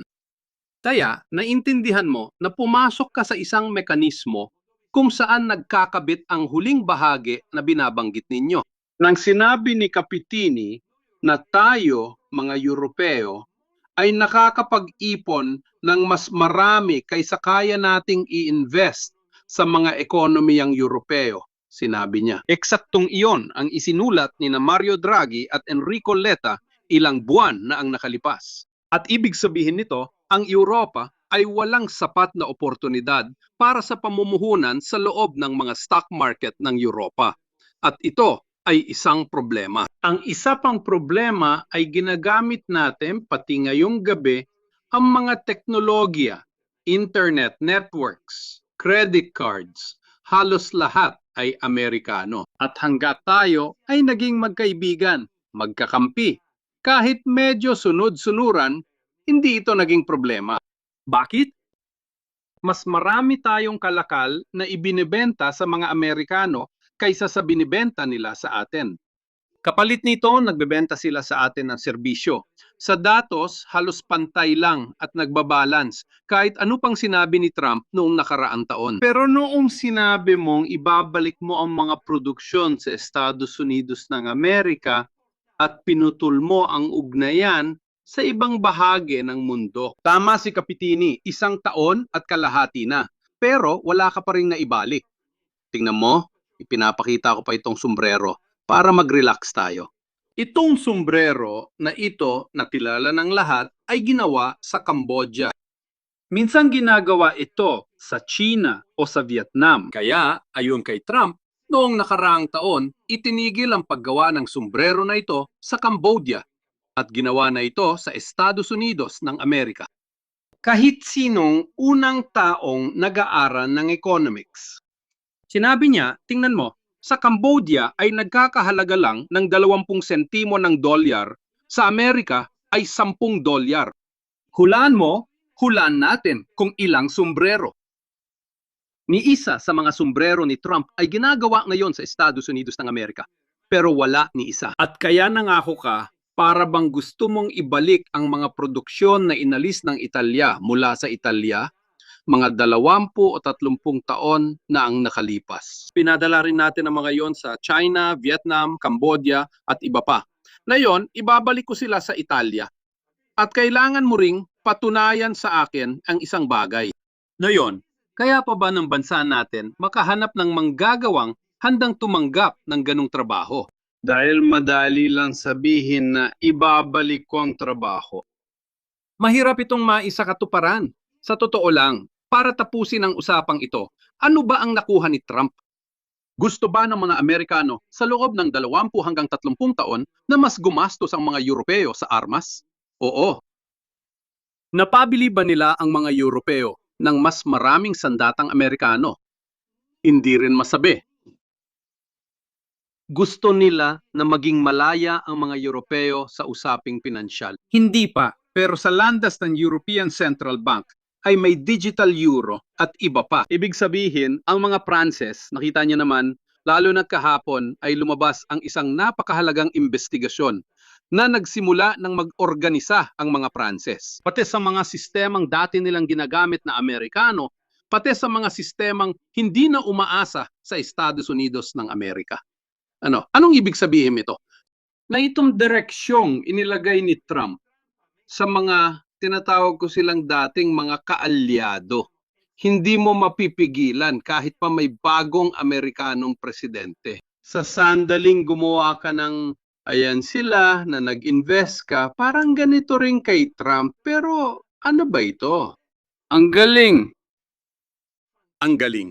Aba, bilang isang Swiss, masasabi kong isa siya sa iilang Swiss na nakilala ko na may sense of humor sa buong buhay ko. Kasi talagang nakakatawa siyang Swiss. Siya ang presidente ng Konfederasyon ng Switzerland. Siya ang presidente ng Konfederasyon. Yung may sombrero. Hindi ko alam, hindi naman ito kagandahan. Hindi ko alam kung magugustuhan ng mga Swiss. Bukas, ang ginawa natin na para sa atin ay isang napakakwelang gawain. Sa totoo lang, napakakwela talaga. Ganito kasi ang usapan. May mundo ka kung saan nagpakalat ka ng takot ng mga pag-aalala, pinilit mong magtanong ang mga politiko, maging ang mga politikong Europeo. Pero kung may mangyari sa akin balang araw, tutulungan ba ako ng mga Amerikano o hindi? Dahil dito nakabase ang 80 taon ng alyansa. Sa Golpo, at tatapusin ko na ang usapan, dumating na ang sagot sa loob ng 3 buwang ito. Sa Golpo, ang mga bansa sa Golpo na bumibili ng mga drone mula sa mga Ukranyano at ang mga bansang yon ay sumagot na kay Trump. Hindi mo kami pinrotektahan. At tingnan ninyo, kahit na yon, tinamaan pa rin ang mga base ng Amerika sa Golpo. Ibig sabihin, ang mga Amerikano, hindi lang sila kayang magprotekta ng mga bansa sa Golpo, ni ang sarili nila ron. Mag-ingat kayo, ito ay mga pangyayaring hindi mo pwedeng sabihin, sige, titingnan natin, aayusin natin. Dahil hindi ito madaling ayusin. Tiyak itong pagkawala ng kredibilidad kundi kabaligtaran pa. Ang base militar ng Amerika ay nagdudulot ng problema, hindi seguridad. At iyan ay isang bagay na isa sa alang-alang ng mga Arabo. May isang bagay para sa iyo, Paolo. Sabi ni Lavrov na sinusubukan ng Europa na sirain ang mga kasunduan sa pagitan ng USA at Russia. Parang ipinapalagay niya na ang mga kasunduan na pagkasunduan nila kasama si Trump sa Alaska ay valid pa rin. Aling nga ba talaga? Para sa akin, hindi rin klaro kay Trump. Sa tingin ko, nakalimutan na niya ang napag-usapan nila sa Alaska. Oh, pero baka may opisyal na Ruso na magsabi, isulat mo. Umupo ka, bibigyan kita ng ballpen, isulat at pirmahan mo yan. Kung di sila kakapit, kawawa ang mga Ruso, ano pang matitira sa kanila? Ibig sabihin, kailangan nilang mabilis matutunan ang wikang Chino kung gusto nilang may makausap na makikinig sa kanila. Ang tanging positibong bagay sa panig ng kanluran ay nag-ugat sa mga kasunduan sa pagpupulong sa Anchorage. Doon, kumakain sila ng masarap na pagkain, gaya ng sabi ni Trump. Napupunta siya dahil alam niyang masarap ang pagkain doon sa Turkey para sa'yo lang. Paano mo siya bibigyan ng tagliatelle kung ikaw lang ang gumagawa niyan? Ganyan ang naging papel ni Trump sa summit ng NATO. Iyon na lang ang natitira sa mga Ruso pagdating sa kanluran. Sabi niya, May kasulatan kami kasama ang inyong pinuno na itinuturing pa rin nilang amo namin ang Estados Unidos. At tama sila na nangako sa amin ng ganito at ganoon. ang hindi nila binibigyang pansin Ay ang katotohanan na kung anuman ang ipinangako ng ating pinuno ngayon, paglabas niya ng silid, nakalimutan na agad yon. Nakasulat lang sa buhangin, Paolo? Oo, sa buhangin ng pusa. Ang buhangin ng pusa, sa katunayan, pati na rin ang paggamit ng buhangin, kung paano ginagamit ng pusa ang buhangin, ay nagpapalakas pa ng halaga ng buhangin pagkatapos gamitin. Bahala na kayo, medyo elegante lang yung pagkakasabi doon. Pero ito ay isang katotohanan. Itong bagay na ito na nakakalito para sa atin ng mga kakampi. Isipin mo rin kung gaano ito nakakalito para sa kalaban mo. Sabi niya, paano ba ako dapat? Kaya dapat nating asahan ang ganitong mga bagay. Maaring magkaroon ulit ng tulad ni Trump o ng ordinaryong taong pwedeng kausap sa negosyo kahit masama pa siya. Kahit isang Reagan, 2 tuldok, 0, 2 tuldok, 0, tuldok 0, yung tipong tinatawag pa rin silang imperyo ng kasamaan. Pero kahit papaano, alam nila kung sino ang kaharap nila. Napakahalaga sa politika na alam mo kung sino ang kausap mo. Dito umiikot ang lahat. Sa huli, balik tayo sa lumang konsepto ng pakikipagkamay. Kung may halaga ba ito o wala. Kahit balutin mo pa ng kasunduan, pahayag at press conference, kung wala namang halaga, sa huli, malalaman pa rin ang tunay na halaga ng salita mo. Ipinapakita ni Trump ng kanyang administrasyon at ng mismong bansa niya na walang halaga ang salita nila, na wala silang salita. Na mas masahol pa yon. Sa totoo lang, nagulat ako nung simula pa lang ng pagdating ni Trump bago pa ang eleksyon. Lahat ng biyaryo dito sinasabi, ang mga Ruso ay para kay Trump, tinulungan siya para makakuha ng boto. Mga ganitong bagay. Napapansin ko, halos lahat ng Russian military blogger ay nagsasabing gusto nila si Kamala. Dahil din sa misogynia, mas mabuting huwag nang pumunta. Pangalawa, kasi natatakot talaga siya kapag sinabi naming gagamit kami ng sandatang nuklear. Isa siyang ligaw na bala, hindi ka pwedeng makipagkasundo sa kanya. Pangalawa, kapag tinakot mo siya, sobrang baliw niya na baka umatake siya bigla para lang mapatunayan sa'yo, kaya siya ang huling gusto mong kausap. Mas okay pa si Kamala na isang mas mahinang bersyon ni Biden kahit hindi naman talaga na baka matakot pa siya sa mga patakaran ni Biden na medyo mahina. Paano pa kaya kung si Kamala ang mamuno? Kaya ang kabalintunaan, dito lahat sinasabi na gusto ng mga Ruso si Trump. Pero sa totoo, lang gusto nila ng isang mas mahinang at mas malatapang bersyon ni Biden, yung mas kulang pa sa determinasyon at lakas para makaimpluwensya. Bago tayo dumako sa usapin ng Crimea, gusto ko munang magpasalamat sa sponsor na syempre ay si Incogni. Alam kong tulad ko, araw-araw kayong nakakatanggap ng nakakainis na spam na tawag mula sa mga serbisyong di nyo na maalala kung ginamit nyo ba. Ayan, itong mga nakakainis na tawag mula sa robot na nag-aalok ng mga promo at alok, paano nila nakuha ang numero mo? Nalilito ka. Bakit ka nalilito? Kasi nakuha na nila ang impormasyon mo. Paano ka napasama sa nakakainis na listang ito? Alamin ninyo na kung nag-sign up tayo sa kahit anong website o libreng serbisyo, dahil libre yon, ibig sabihin kayo ang produkto. Na yung nakuha na nila ang datos nyo at naibenta ito, ano naman ang ginagawa ng Incogni? Ang Incogni ay serbisyong nag-aasikaso ng pagtanggal ng inyong personal na datos. Kadalasan kapag nagre-rehistro kayo, nilalagay ninyo ang email at personal na impormasyon. Ano ang ginagawa ng Incogni? Siya ang namamagitan sa mga data broker at pinapabura ang inyong impormasyon. Layunin nito na bawasan ng impormasyong iniiwan ninyo sa web. Malinaw na nakakatulong ito para hindi kayo mapasama sa mga listahan para sa marketing, pero higit sa lahat, nababawasan din ang inyong presensya. Kaya mas kaunti ang mga tawag, mas kaunti ang mga targeted na atake gaya ng scam o phishing. Tandaan, kapag kaunti ang online data nyo, mas mababa ang chance na ma-profile kayo. Ang Incogni, hindi tulad ng iba, ay hindi ibinebenta muli ang inyong mga datos. Oo, may bayad ito, pero napakababa. Sa katunayan, kung gagamitin ninyo ang aking code, makakakuha kayo ng 60% diskwento. Makikita nyo ang link sa description at nakapin na komento. Sinusuportahan ninyo ang channel, yan ang ginagawa ko. Tandaan, kung di nila kayo makita, di nila kayo magagambala. Kaya ang Incogni ang solusyon sa inyong mga problema at sa akin din. Lagi kong dinadagdag ang personal kong catchphrase. Anong halaga ang ibinibigay ninyo sa inyong oras? Dahil mas gusto kong sumagot sa 15 tawag na mas kaunti at mas makapagtrabaho. Punta tayo sa usapin ng Crimea. Ano ang nangyayari? Paano ito ikinukwento? At iba pa. Laging may ganitong hilig na palakihin ang bawat kilos na ginagawa ng magkabilang panig. Nakakabasa ako ng mga maling pangangatwiran tulad ng slippery slope, hindi maiiwas ang mga pangyayari, di ba? Parang sinasabi na talo na agad ang Ukraine. Iset nyo na ang orasan. 5 taon nang sinasabi na babagsak ang Ukraine, di ba? Mga haka-hakang opensiba na hindi naman nangyari. Yung tungkol sa Kharkiv at sa Sumy mula sa ilang mga bear ng kalungkutan. Ngayon, kabaliktaran na ang nangyayari. Sa totoong labanan, mabagal at halos walang mangyayari. May nagsasabi na hindi may iwasan ang parabola. Tingnan mo lang ang takbo ng mga pangyayari.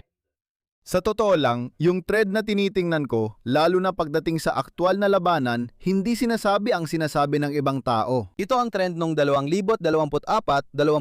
Ang kasalukuyang trend ay ito. Ito ang kasalukuyang trend. Kaya sa ngayon, kung titingnan mo ang kasalukuyang trend, parang may malaking pagbagal kahit sa aktwal na labanan. Hindi ibig sabihin nito na ang nangyayari sa Kimball Speed at ito ay isang halimbawa. Sa kabilang banda, pahintulutan ninyo ako. Pinag-usapan ko ito 3 araw na ang nakakaraan. At kinabukasan, lumabas ang video ng mga robotisadong paglapag sa Kimball Speed daya ng aming naunang sinabi. Sa katunayan, nag-uusap kami ni Paolo tungkol sa halaga ng ganitong uri ng paglapag at kung ano ang maaring magawa nito. Ano ang naidagdag nito sa kampanya na kasalukuyang isinasagawa laban sa mga refineria, laban sa sistema ng enerhiya sa Crimea? Laban sa mga barkong nagdadala, hindi gaano ang ghost fleet na nagbebenta ng gasolina ng langis sa ibang bansa, kundi eksakto ang mga ito. Ngayon ay umabot na tayo sa 114 na barko sa sakyang pandagat at iba pa na tinamaan sa loob ng 1 linggo sa Dagat Azov. Pinag-uusapan natin ay isang maigting na kampanya. Tinamaan pero hindi nilubog kasi laging may nagsasabing 114 barko ang nilubog. Ano bang iniinom mo? Hindi totoo yon. Sinisira ng mga drone ang mga ito, hindi nilulubog. May silbi pa rin. May ilan na nilubog gamit ang mga bangka, 117 ang pinakahuling update. Para saan ba lahat ng ito? At iyan ang tanong na tinanong namin ni Paulo habang sinusubukan naming pagtagpuin ang mga bagay sa antas ng operasyon, taktika, estrateya, pero pati na rin sa usapin ng pagguho ng suporta sa loob ng Rusya. Isa rin ba itong shaping operation? Sa ganitong diwa, sinusubukan nilang sirain ang lohistika, lumika ng isang sitwasyon ng krisis na maaring magdulot bukod sa mga video ng mga ganitong bagay ang pagrireklamo ng mga tao. Pero pati na rin sa pagguho ng suporta at kasikatan ng digmaan. Pero sa tingin mo ba may totoong layunin? Itong 3 brigada ng Ukraine na lumipat sa Mykolaiv, Kherson, maaari ba talagang makatawid sa kabila? Salamat. Talagang umaasa ako na hindi nila maisipang gawin ang ganitong bagay. Ipapaliwanag ko kung bakit. Dahil kung may isang bagay na talagang kulang ang mga Ukranyano, yon ay ang mga tao. 3 brigada, marami na, 1 division na yon, hindi sila basta-basta nagtatapon ng tao. Kung ang nasa isip nila ay ulitin sa mas maliit na sukat ang okupasyon ng Kursk, sabihin na natin sa tingin ko na may magagandang batayan para doon. Ibig sabihin, mababawi ko ang malaking bahagi ng teritoryo inagaw mo. Mapapatunayan ko sa gawa na kaya kong palayain at bawiin ang bahagi ng teritoryong kinuha mo sa akin. Magiging isang layunin na magagamit sa larangan ng propaganda, suporta at lahat ng bagay na may kinalaman doon. Ng suporta ng lahat ng bagay na hindi konektado sa aktual na pamamahala ng labanan sa lupa. Oo, magagamit na ito sa larangan ng propaganda. Pero tungkol sa kakayahang mapanatili ang ganitong uri ng aksyon, may malalaking pagdududa ako. Magagamit man ito sa usapin ng posibilidad ng pagpapatuloy ng ganitong aksyon, talagang may malalaking pagdududa ako. Siyempre, kung makakakuha sila ng isang bridgehead at mapanatili ito sa sinakop na teritoryo, ibang usapan na yon kaysa sa simpleng pantayo ng bandila sa isang wasak na harapan. Ibang usapan na yon, hindi lang ito pagtayo ng bandila sa wasak na gusali, kundi pagpapakita na unti-unti nating nababawi. Isang bahagi lang ito. Na kapag pinagsama mo pa sa kampanya na talaga namang matalino ng pagpapahina sa Crimea. Kasi kapag ang Crimea ay naging hindi naligtas ang punto ng Kursk, hindi naligtas ang koridor ng Crimea, hindi naligtas ang dagat Azov na parang lawa ng Azov. Sa puntong ito na lang ang pinagbibilhan. Para sa Trapiko, Paolo, mula Hunyo 30 bumaba ang mga barko mula 200 at 67 hanggang 120.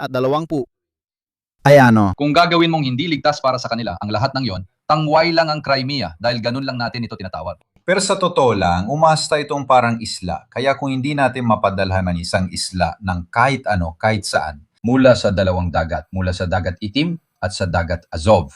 At mula doon sa parang makitid na lupang nagdudugtong dito sa kalupaan, nagsisimula ka na. Hindi ko iniisip na magsisimula kang magplano na muling sakupin ito.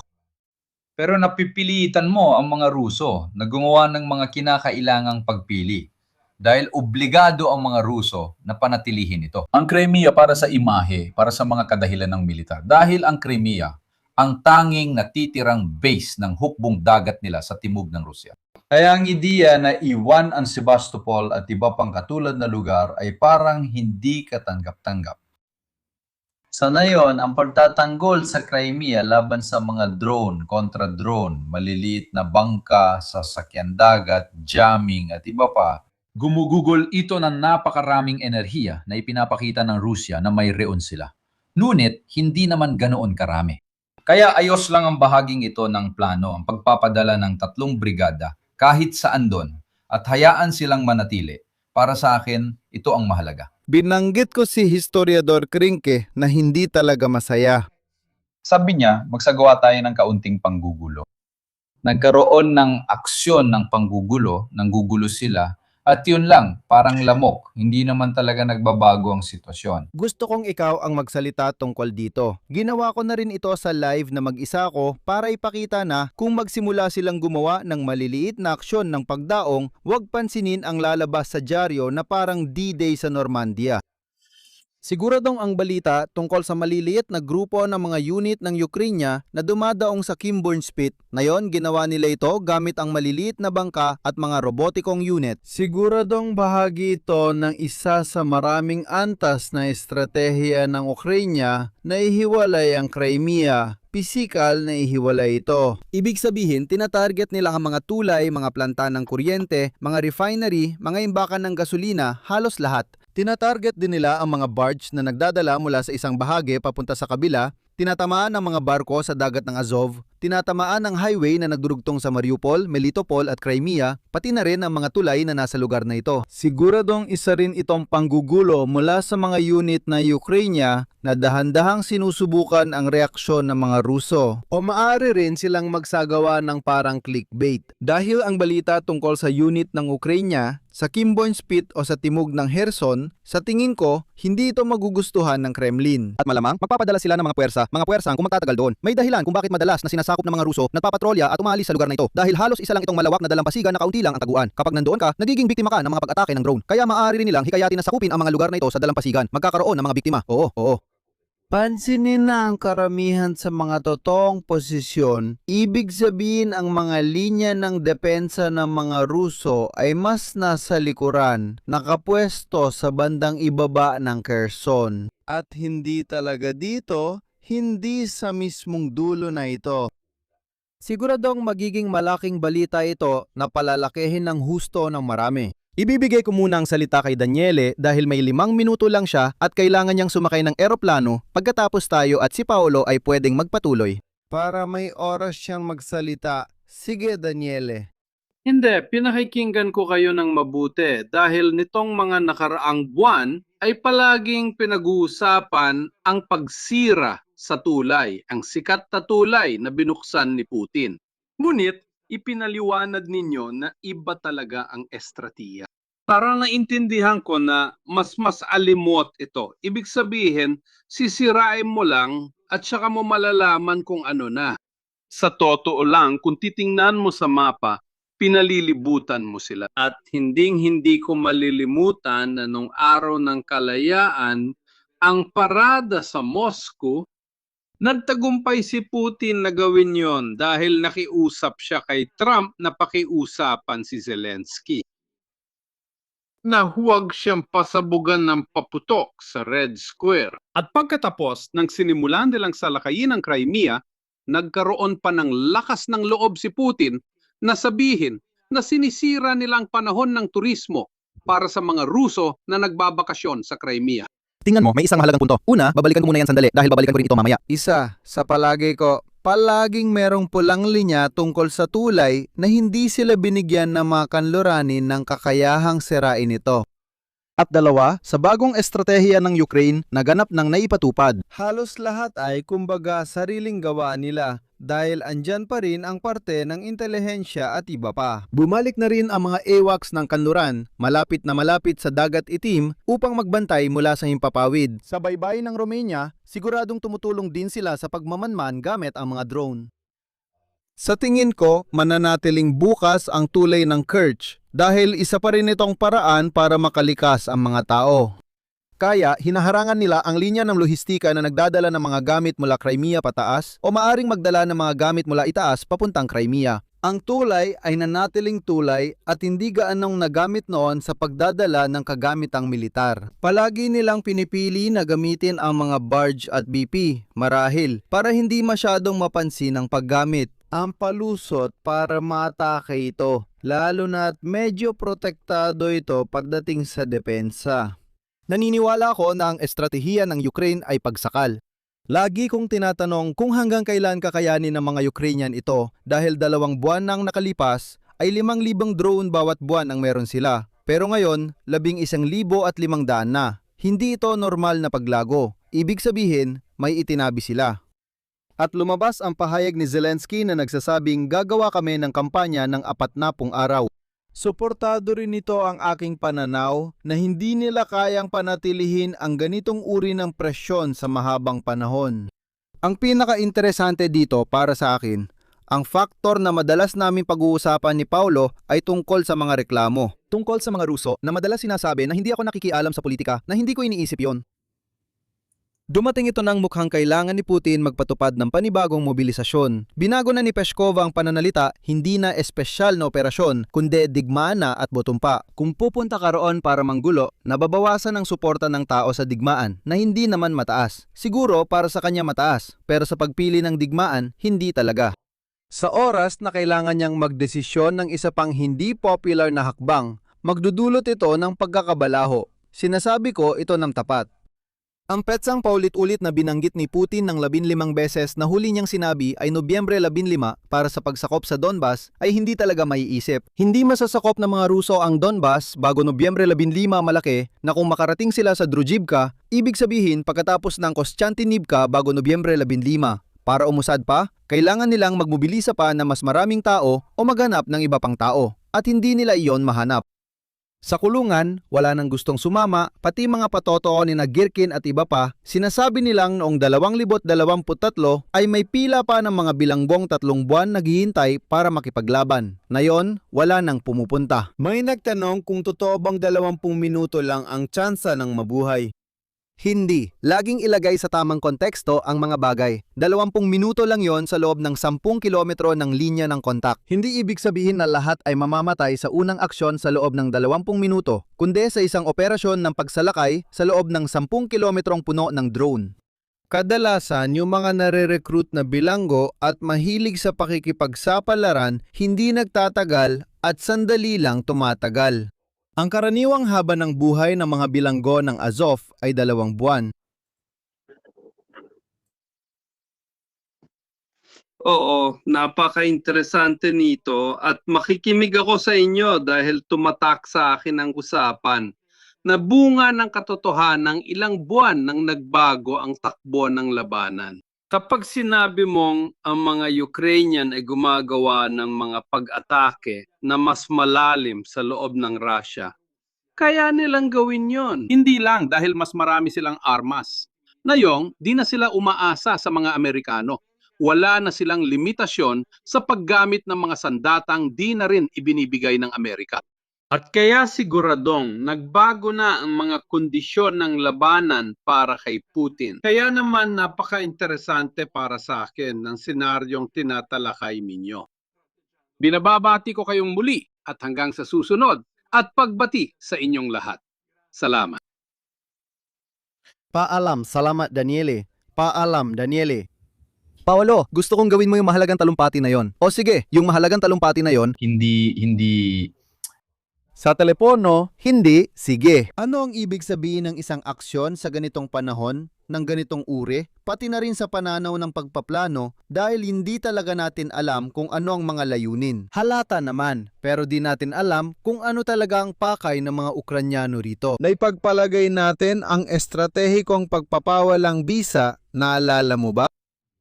Di ko mahanap resulta ko, kaya hahadlangan ko man lang ang sayo. Kung mukhang hindi direkta o asimetriko ito, hindi kita hinaharap ng harapan. Hinaharangan lang kita sa larangan at sinusubukang tamaan sa ibang paraan. Hindi para sirain ang makinang pandigma, kundi para dahan-dahang pahinain ang pagpapatuloy mismo ng digmaan. Oo, itong usapan natin kahapon sa telepono, kailangan ng paglilinaw. Ito ay para sa mga nakakakita ng mga pangyayari ngayon. Ang nasusulog na pabrika, ang lumulubog na barko, ang sundalong lumalapag. Yung isa pang dumarating ng putol-putol at iniisip nila ito bilang tanda ng tagumpay o pagkatalo ng magkabilang panig. Kaya, iminumungkahi ko na magkaroon tayo ng mas organisadong pagtingin sa bagay na ito dahil ito rin ang parehong lohika ng, sige, binigyan tayo ng penalty, panalo na tayo sa laro dahil binigyan tayo ng penalty. Pero tandaan natin na ang laro ng football ay isang laro dahil may mga patakaran itong sinusunod ng parehong kupunan. Kaya walang nagkukunwaring hindi penalty yon o maglalagay ng 15 goalkeeper sa harap dahil ipinagbabawal yon ng mga patakaran. Sa totoo lang, walang patakaran ang bigmaan. Na pinagkakasunduan. At may aspeto ito ng pagiging lihim at magulo. Madalas kahit sa loob mismo ng bawat larangan na napakahirap pasukin. Ayun, gusto ko sanang subukang balikan ng kaunti, maglagay ng kaunting kaayusan sa paksang ito. Sa ngayon, wala tayong kasiguraduhan na alam natin kung ano talaga ang mga estratehikong layunin ng bansang Ukraine o ng bansang Rusya. Ibig sabihin, saan ba talaga nila gustong patunguhan ang usapan? Pareho sila. Bukod sa mga pahayag, mga pakikipagkamay at mga litrato, wala tayong dokumento. Ito ay 3 lugar. May isang bagay na kailangang sabihin. Paolo, walang teaser, nag-OPSEC sila. Wala silang sinabi kahit ano. Nagsimula lang silang ipatupad ito sa iba't ibang antas, di ba? Kasi una, nagsimula yung tungkol sa koridor at yung sa kalaliman. Tapos, bigla na lang nagsimula yung tungkol sa Crimea. At pagkatapos, Pero dito, nasa kalagitnaan na tayo ng yugto. Nasa kalagitnaan ng yugto. Dito, nasa kalagitnaan tayo ng yugto. Ang yugto, tingnan natin ang mga unang bahagi. Ang mga unang bahagi ay yung nasa antas ng estratehiya. Ang antas ng estratehiya ay yung, para maintindihan, yung mga taong nakapaligid kay Zelensky at kay Putin. Hindi lang kina Zelensky at Putin. Dapat isaalang-alang ng dalawang tao kung ano ang iniisip at gusto nila. Pati na rin kung sino ang napapahintulot sa kanila manatili sa posisyon na yon nang hindi sila tinatanggal. Sila ang mga nagtatakda ng mga estratehikong layunin na hindi nila inilalatala, na hindi nila inilalagay sa dayaryo. Gusto namin ito, gusto namin yan. Dahil ang balanse sa pagitan ng gusto kong gawin at ng kaya kong gawin, kaya ang balanse sa pagitan ng aking mga kakayahan at mga kahinaan ay hindi isang bagay na inilalatala mo. Sabi ko, gusto kong pabagsakin ng Ukraine agad sa loob ng 15 araw. May nagsasabi, kagalang-galang, kung gusto ninyo, hindi namin magagawa.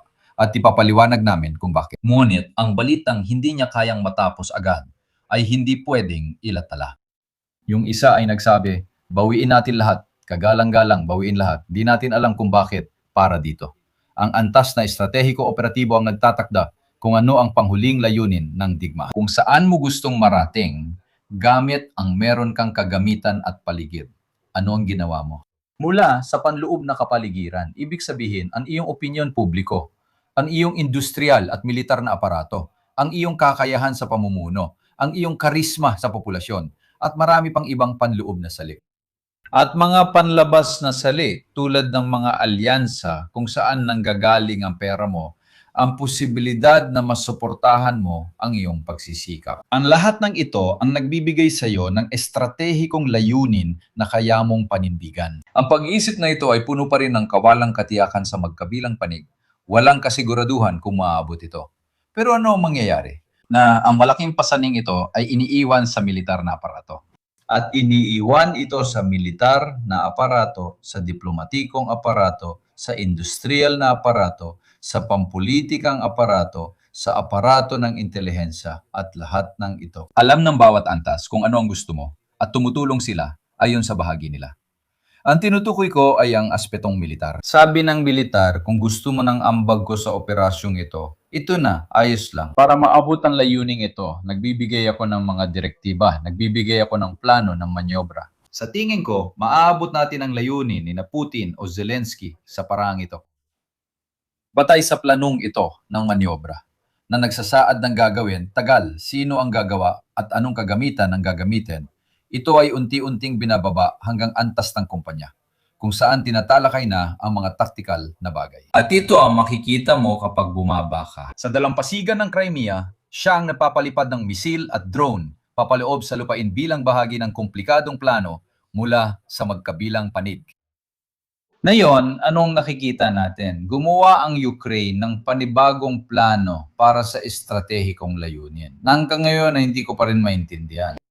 Palitan natin ang sistema at kailangan nating ituloy-ituloy ang pagtama sa aparatong militar-industrial ng Russia ng malaliman. Kailangan nating pahinain ang panloob na pagkakaisa.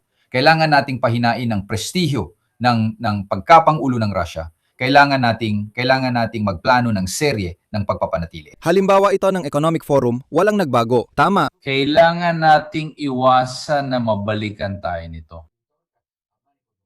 Sinabi namin na kung may drone na makakapatay ng 300 batang 6 na taong gulang sa kahit anong bahagi ng Russia, babagsak ang lahat ng estratehiyang ito. Kaya kailangan mo ring gumawa ng ilang bagay at iwasang gawin ang iba. Kung layunin ay pahinay ng suporta, Sa gitna ay may panganib ng pagsubok. At ito ang plano sa antas ng operasyon. Ang plano sa antas ng taktika ay kinikilala ang isang bagay. Sa antas ng taktika, ngayon ang digmaan ng mga drone at ito ang tunay na bago sa digmaang Russo-Ukrainian ay pumipigil sa manyobra. Dito tayo bumabalik sa paghahambing sa unang digmaang pandaigdig. Dahil ang kombinasyon, ang tatlong bagay, artilerya, bakod na bakal, at makinang baril, ay naglagay noon ng milyon-milyong tao sa loob ng hukay at doon ka lang gagalaw. Kapag sumusubok kang umusad, tinatanggap mong may 20,000 mamamatay. Pero sa totoo lang, yung bagay na yon, yung bagong yon, artilerya, makinang baril at barbed wire, ang siyang nagpahinto sa ideya ng digmaan sa loob ng mga 20 o 30 taon hanggang sa sumiklab ang ikalawang digmaang pandigdig. Ngayon, ang pagpasok ng mga drone ay nagpahinto sa lumang ideya ng digmaan, siguro mga 10 o 20 taon. Kaya sa tactical na antas, parehong mga Ruso at mga Ukranyano ay nagsabi, hindi tayo umuusad kahit saan. Magkakaroon lang tayo ng pag-usad sa pamamagitan ng mga resulta na makakamit sa operatibo o estratehikong larahan. Heto ang mga drone, heto ang mga bagay na ganito. Tanong, ang mga Ruso, bakit hindi ginagawa ng mga Ruso ito at yon? Dahil kapag tiningnan nila ang kalendaryo, napapansin nilang sa Mayo ay boboto ang mga Pranses, boboto ang mga Italiano, babagsak, at baka mapalitan ng kansilyer sa Alemanya. Hindi pa tiyak kung si Trump ay magiging isang lame duck na leader. Alam nila na ang tanging bagay na talagang walang magawa ang mga Ukrainyano ay ang 100% nilang pandepende sa suporta ng kanluran. Kung dahil sa mga panlabas na dahilan na wala sa kontrol ng Ukraine ay bumaba ang suportang ito, otomatiko silang hihina at magbubukas ito ng bagong senaryo, bagong pagpaplano at marahil pati mga bagong estratehikong layunin. Sa ngayon, sinasabi ng mga Ruso, maghintay tayo at subukang magtiis kahit hanggang sa simula ng taglamig. Umasa sila sa itim na sisne. Umasa. Isang revolusyon. Si Trump ay isang itim na sisne dahil bukas may gagawin siya. At umaasa ang mga Ukrainian na makakamit nila ang ibang mga kondisyon bago magsimula ang taglamig. Baka umaasa silang napagkalkulahan na nila ito. Kaya ipapaliwanag natin kung ano ang itim na sisne. Ang ibig naming sabihin, ang sinusubukan naming ipaliwanag sa inyo at isinulat din namin ito sa libro ay na sinumang magsabi sa inyo na nanalo ang mga Ukrainian, nanalo ang mga Ruso. O magdeklara ng panalo sa isang paraan o sa iba pa mula pa sa simula ng digmaan o sa mga darating na taon. Hindi nila sinusunod ang siyentipikong pamantayan dahil nagbabago ang datos at may lumalabas na bago. Halimbawa, nakita natin ang kampanyang ito, di ba? Una sa malalim, pagkatapos sa koridor, tapos dumating ang pag-atake sa mga istasyon ng enerhiya, pagkatapos dumating ang mga mini na paglapag gamit ang mga robot, na yon dumating na ang kampanya sa Azov. Para maintindihan ang ginagawa ng mga Ukranyano, kailangan nating gawin ang kabaligtaran ng ginawa ni Policino. Sa bawat pagkakataon na nagdadagdag sila ng panibagong layer, isang kampanya sa ibabaw ng isa pang kampanya, sinusubukan nating hulaan sa pamamagitan ng pagsasama-sama ng mga bagay na ito pero hindi pa natin tiyak kung saan talaga nila gustong makarating. Tingnan natin habang tumatagal. Nakikikita natin ang mga nangyayari at maari tayo magpalagay gamit ang lohika.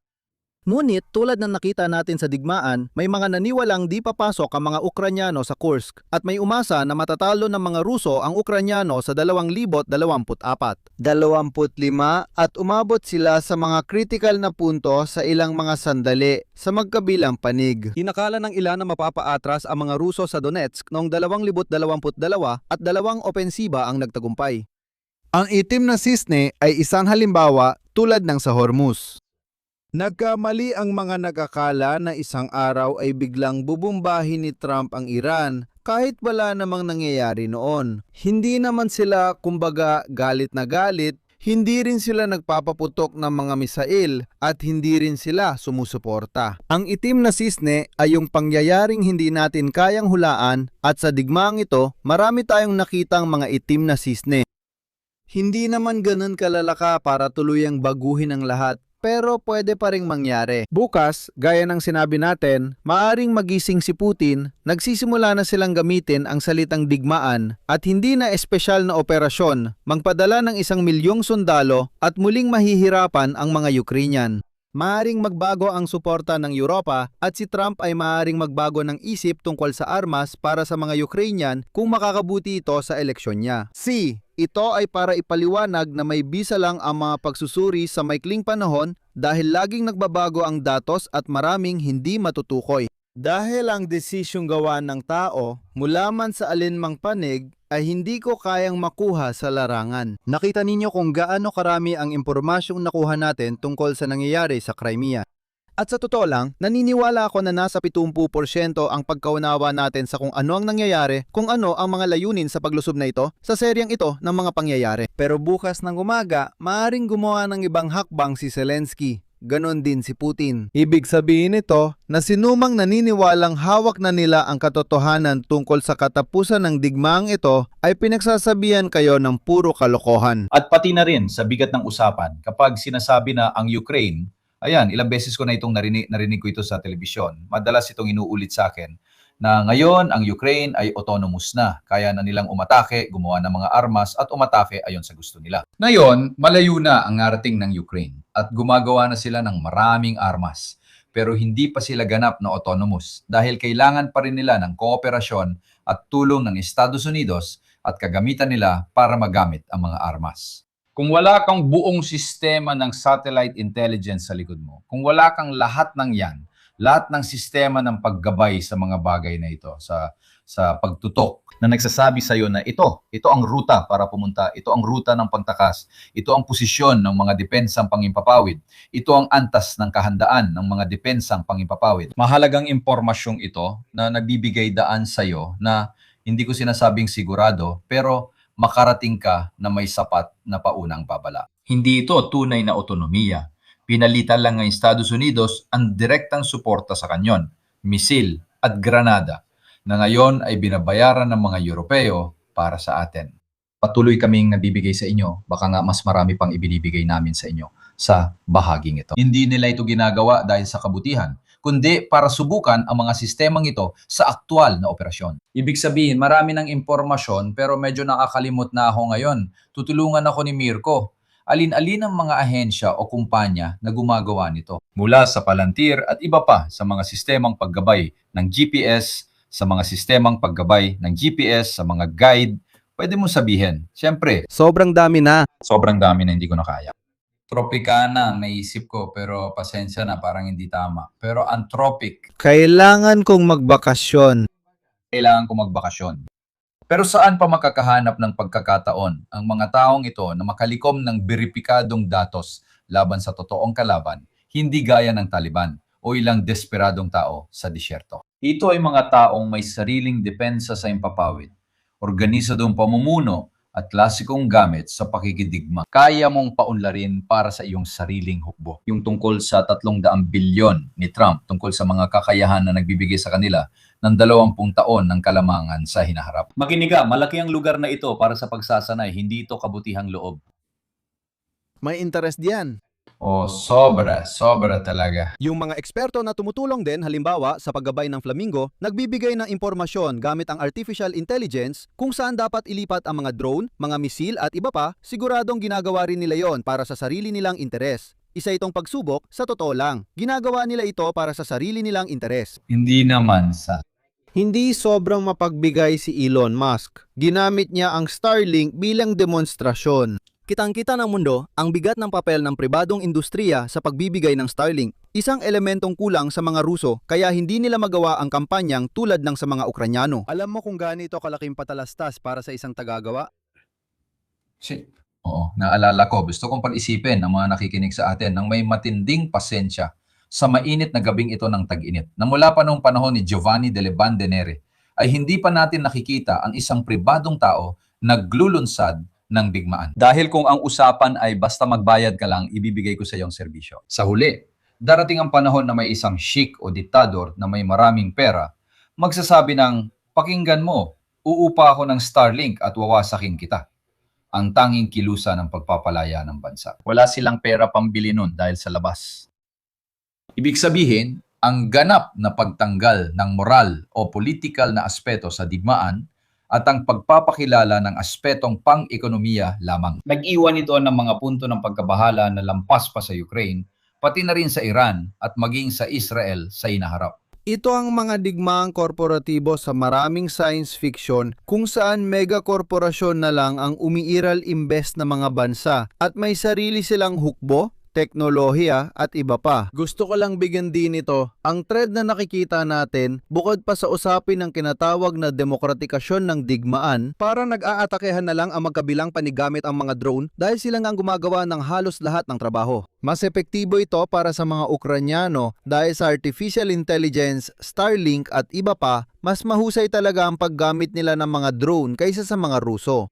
Pero hindi ibig sabihin na sa tradisyonal na paraan, hindi rin malakas ang mga Ruso gamit ang mga Iskander at iba pang mga missile na KH na patuloy pa rin nilang ginagamit pagdating sa dami ng putok. Dito makikikita ninyo ang bilang ng mga atake ng Ukraine, kaya ang mga tinamaan ng mga Ukrainyano ay may dilaw na bituin at pula naman ang para sa mga Ruso. Kaya dapat laging isalang-alang na ang mga Ruso ay nagsasagawa ng isang kampanya sa buong Ukraine.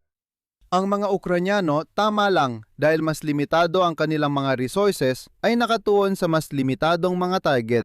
Siguradong may malaking visibility na may malaking bigat sa politika dahil ang Crimea ang naging hiyas ni Putin, ang kanyang pinakamalaking tagumpay at BP, may malaking simbolismo rin dito, kasama na ang koneksyon sa Kerch Bridge at BP. At sa isang banda, naalala ko ang ginawa ng mga Ingles kasama si Wellington sa Portugal. Anong ibig mong sabihin? Kapag isa kang makapangyarihang bansa, sige, hindi naman sila ganon, isang makapangyarihang bansa sa dagat, pero kapag sinusubukan mong harapin ang isang napakalakas na bansang panlupa, ayaw mong harapin sila ng harapan gamit ang buong lakas nila. Gusto mong lumaban sa isang sekundaryang larangan na magdudulot ng maraming abala sa kapangyarihang yon? Ang paglahok ng mga Ingles sa Portugal ay halos napilit kay Napoleon mismo na pumunta roon dahil hindi magawang talunin ng kanyang mga general si Wellington. At kaya naman, ito ay isang napakalaking pagsisikap kumpara sa tunay na banta na kanilang kinakatawan. Umabot pa sa puntong kinailangang alisin ang mga namumunong Espanyol at iluklok doon ng kapatid ni Napoleon na tumakas din naman ng pumalpak ang mga bagay-bagay. Ito ay pagpapaliwanag na ito ay makatwirang estratehiya malapit sa kanilang teritoryo at mahirap suportahan ng mga Ruso. Dahil na rin sa mismong kalikasan ng morpolohiya ng lupa, ito ay tiyak na isa sa mga pinakamahinang bahagi na meron ng mga Ruso. Bakit ang ganitong uri ng kampanya na isinasagawa sa Belgorod ay halos walang magiging epekto? Hindi mo ba pwedeng gawin ang parehong mga bagay na ginagawa ng mga Ukrainyano? Natukoy ng mga Ukrainyano ang pinakamahinang bahagi na pinakamagastos panatilihin, depensahan at ibangon ng mga Ruso. At sa tingin ko, umaasa talaga sila sa isang sobrang tabinging balanse. Kung ihahambing sa gastos na kakailanganin ng mga Ruso para mapanatili ang Crimea at sa bisa na nakukuha ng mga kampanyang Ukrainyano kapalit ng ginagastos nila. Hindi lang yon, kundi kung bukas ng umaga magsimula ang negosasyon para sa tigil putukan at kapayapaan, maaari mong ilagay sa mesa ang dalawang katotohanan. Una, hindi ninyo nakuha ng buo ang Donbas. At pangalawa, ang Crimea na kinuha ninyo sa amin noong 2014. Hindi ninyo kayang panatilihin, hindi lang ang Crimea, kundi pati ang mga dagat sa paligid. Kung gusto ninyo, pwede naming payagang manatili sa inyo ang Crimea. Mga objetibong datos sa mga ito. Ngayon, malinaw na sa ganitong dahilan, hinding-hindi uupo si Putin sa negosasyon. Dahil alinman o kahit isa sa dalawang elemento, alinman ang Donbas o ang Crimea, ay kailangan tiyak na makasa kanya. Pero, Para magawa ito, sapat na nabago na rin ang pananaw kahit kay Trump. Ang bagay na ito tungkol sa usapan. Ayan, ito rin ay tungkol sa pagtukoy ng mga target. Ako, oo, may kaunting duda ako kung lahat ito ay galing talaga sa panig ng Kyiv. Dahil ang proseso ng pagtukoy ng target, pagsusuri, benepisyo at panganib ay sobrang komplikado, detalyado at maraming tao ang kasali. Kaya masasabi mong, ikaw, anong ginagawa mo dyan? Kasama ba ako sa grupo ng milyong-milyong meeting para sa pagtukoy ng target? Sinasabi mo, seryoso ba? Pakiramdam ko ay isusumite lang ito para aprubahan ng Ukraine at sinasabi na may ultimatum na tapusin ng 25 na ito. Sang-ayon ba kayo? Sabi niya, siguro itong 22 lang. Oo, yung iba hindi ko alam. Higit pa ito sa isang usapin. Sariling kakayahan ng hukbo. Tingnan mo. Sapat na ba ito sa usapin ng paggawa ng mga drone? Oo, hindi. Yun, oo. Pero saan ipapadala ang mga ito? Saan ipapadala ang iba? Kailan ang tamang oras? Ano ang target? Paano ang assessment ng pinsala? At iba pa, maraming kailangang pagplanuhan. Maraming planong galing sa labas. Isa itong kahinaan ng Ukraine. Kasi kapag tinamaan mo ito, may mga drone kang ipapadala kahit saan sila bumagsak. At dito, Paolo, ilalahad ko ang problemang kinahaharap ng mga Ruso. Alam ng mga Ruso na malaki ang impluensya ng kanluran mula sa artificial intelligence, pagpaplano at mga AWACS na nagbibigay ng impormasyon sa mga Ukrainyano at alam nilang hindi nila ito mapipigilan. Madalas itong pag-usapan sa mga Russian military blogger. Sigurado raw sila na maraming pinsala ang ginagawa ng mga Ukrainyano na nagdudulot ng krisis sa atin sa Crimea at mga refinery. Ang totoo niyan, halos 70% ng mga drone nila ay sila na mismo ang gumagawa. Siyempre, pinopondohan at budumpo. Pero technical na sila ang nag-a-assemble o nagbubuo. Sabihin na nating mas tama yon kaysa talagang gumagawa kung gusto nating maging eksakto. Paano natin aalisin ang elementong nagpapahintulot sa mga Ukrainyano na gawin ito? Lalo na't maraming maliliit na laboratorio. Ang intelligence, kung ang intelligence ay ginagawa nila sa Ramstein, ginagawa nila sa Starlink, ginagawa nila gamit ang artificial intelligence at Bepe. Paano natin mapipigilan ang mga bagay na yan? Doon nagsisimulang magbukas ang diskusyon. Tanggalin mo ang mga gumagawa. Tanggalin mo ang mga gumagawa. Ibig sabihin, imbes na tanggalin, imbes na sa dulo ng tubo, pumunta ka sa gripo. Kung gusto mong pigilan ang tubig, takpan mo ang dulo ng tubo, pero dahil sa presyon ng gripo, matatanggal din yon. Mas mabuti pang isara na lang ang gripo. Ang pagtatanggol, paggawa ng mas maraming anti-aircraft at paglalagay ng tao bawat 30 metro tulad sa highway ay hindi solusyon. Pansamantalang lunas lang yan. Hindi mo talaga tinutugunan ang problema. Hindi mo talaga tinutugunan ang problema. Lalo pang lalaki ang problema sa paglipas ng panahon, sa totoo lang. Dahil sa kakayahan, maaring muling lumitaw ang alternatibong iminungkahi ni Millie. Naalala mo nang sinabi niya, mga bata, hanggang dito na lang tayo, hindi na tayo makausap. Maaring alternatibo ito kapag, sige, Maaring opensiba ito, pero inuulit ko, maaring. Hindi naman ako tinawagan ni Putin o Zelensky. Maaring ang layunin ay bumalik tayo sa pagkakaroon ng posisyon na medyo may lakas at sa puntong ito, magsisimula tayong makipagnegosasyon. Alam na bawat isa ay kailangan tanggapin ang kanya-kanyang kompromiso. Dito tayo bumabalik sa usapan na nagsimula ng diskusyon. Tugma ba ang linyang ito sa estratehikong layunin na itinakda nila sa simula ng digmaan? O wala talagang kinalaman? Kasi kung wala, mapapatuloy ang digmaan mula sa panig ng Russia o kahit mula sa panig ng Ukraine. At ang katotohanan, hindi natin alam ang tunay na layunin, hindi lang basta kagustuhan o inaasam. Baka gusto ni Putin buwagin ang NATO o magka-heart attack siya. Kay Trump at ang embahada ay ibalik sa DDR. Ito, sige, yan ang kanyang pangarap. Ngunit malaki ang agwat ng nais niya at ng kaya niyang gawin. para sagutin si Theo WX TheoWox, walang jammer na kayang pabagsakin lahat ng drone. Walang silbi iyon. Sa tulong ng AI, kaya na ng mga drone na gamitin ang linya ng paningin kapag nakuha nila ito. Tinutukoy nila ang target at dumidiretso na ng kusa. Kaya halos wala ng silbi ang jamming. Di ko alam kung napanood mo yung live ko ilang buwan nang nakalipas sa Sieca del Orso, doon ako nag-report. Tulad ng lahat, napansin ng mga OSINT analyst ang matinding kampanya sa Ukraine para sirain ang mga antena, radar, anti-air at iba pa na siguradong paghahanda para sa iba pang bagay. Hindi mo rin atakihin ang mga bagay na yon kung wala ka namang balak gawin pa. At kailangan mo munang linisin ang lahat. At dahan-dahan, paisa-isang piraso, paisa-isang bahagi, unti-unting lumitaw ang mga bagay.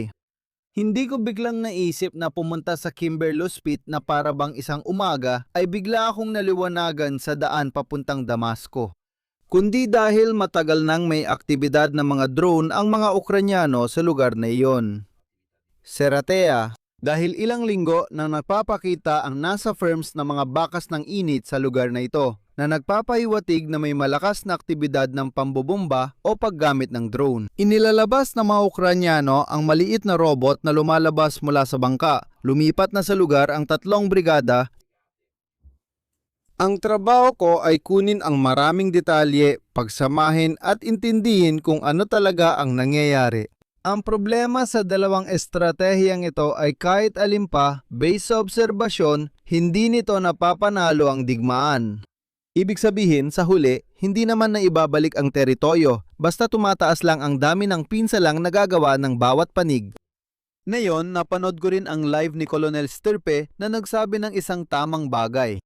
Ang dalawang estratehiya ng mga Ruso, gaya ng paggamit ng misail sa Ukraine, ay parang sa digmaan sa Yugoslavia. Hindi gumagalaw ang mga linya pero tuloy ang putukan. Magkapareho lang. Halos hindi gumagalaw ang mga linya pero tuloy ang putukan gamit ang iba't ibang teknik at dumarami pa, kaya maaaring tumagal pa ito. Mukhang ayaw na ng mga Ruso magsayang ng tao at tinitingnan kung may suporta pa sa Ukraine. Wala namang kakayahan ng mga Ukrainian para mag-opensiba pero kaya nilang dagdagan ng putok. Kaya maaring magpatuloy ang digmaang ito sa ganitong palitan, posibleng tumagal pa ng ilang taon kung mananatiling pareho ang mga salik na sumusuporta rito.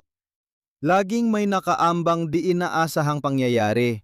Hindi ko rin alam ang mangyayari sa eleksyon sa Europa sa loob ng 2 taon o ang epekto ng mga desisyon ni Putin sa Russia. Pero kung mananatili itong ganito, tiyak na halos titigil ang labanan at magkakaroon lang ng pagkawasak sa magkabilang panig. Hindi nagkataon lang ang pambobomba ng mga Ruso sa Odessa kamakailan. At huwag ninyong pansinin ang sinasabi ng mga media. Tinamaan nila ang 2 barko, kunyari mga bangkang pangisda sa Odessa. Hindi naman talaga mga bangkang pangisda ang mga iyon. Mga barko yon na may lamang mga drone ng Ukraine, mga drone na bangka at iba pa. Parang noong panahon natin, inilalabas natin ang mga tinatawag na baboy sa Bay of Spain para umatake sa mga Ingles. Kaya pinag-aralan nila dahil sa pagiging malapit at sa kaalaman, pareho silang may human network ng intelligence sa loob ng kani-kanilang mga bansa. May mga espiya sa Odessa na naguulat ng mga bangkang pang-isda ng Ukrainian ay kunyari nanging isda, pero sa totoo ay naglalabas ng mga drone. Pareho lang ang nangyayari sa kabila. Pinagmamasdan ng mga Ukrainian ang ginagawa ng mga Ruso at mayroong isang network ng mga aktivista at espiya ng Ukrainian sa loob ng Crimea na siguradong naguulat at maari nagsasagawa rin ng pantatasa at pananabutahe para sa mga Ukrainian. Ang 2 salik na ito ay posibleng lalong gawing digmaang isinasagawa mula sa malayo. Palaging mababa ang kagustuhan ng magkabilang panig makumuha ng tao. Maliban na lang kung lilitaw ang tinatawag na itim na sisne na magbabago ng lahat ng sitwasyon. Para sa mga Ukrainyano, ito'y suporta mula sa labas. Para sa mga Ruso, nagpapakita ito ng kakulangan ng kagustuhan ng mga tao na ipagpatuloy ang digmaan. Para sa kanya, ito ang pinakamapanganib. Sasabihin ko na nasabi na natin ang lahat, Paolo. Hindi ko alam kung may gusto ka pang idagdag. Sa mga hindi nakakaalam, 2 puntos ang lamang laban sa Pransya. Sa bagong pambansang pista, 2 gol ang lamang ng Espanya. Hindi nila ito ipinagdiriwang na maayos. Hindi, tinatanggap nila ito ng maayos.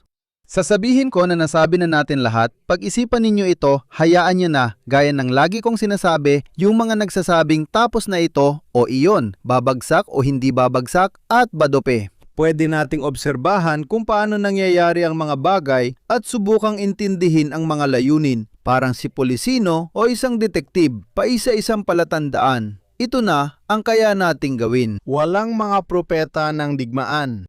Kaya salamat sa lahat ng sumubaybay sa amin kahit na yung napakainit na Hulyo sa tag-init na ito. Salamat kay General, salamat kay Daniele na dumaan. Magkikita siguro tayo sa katapusan ng linggo. Magandang gabi.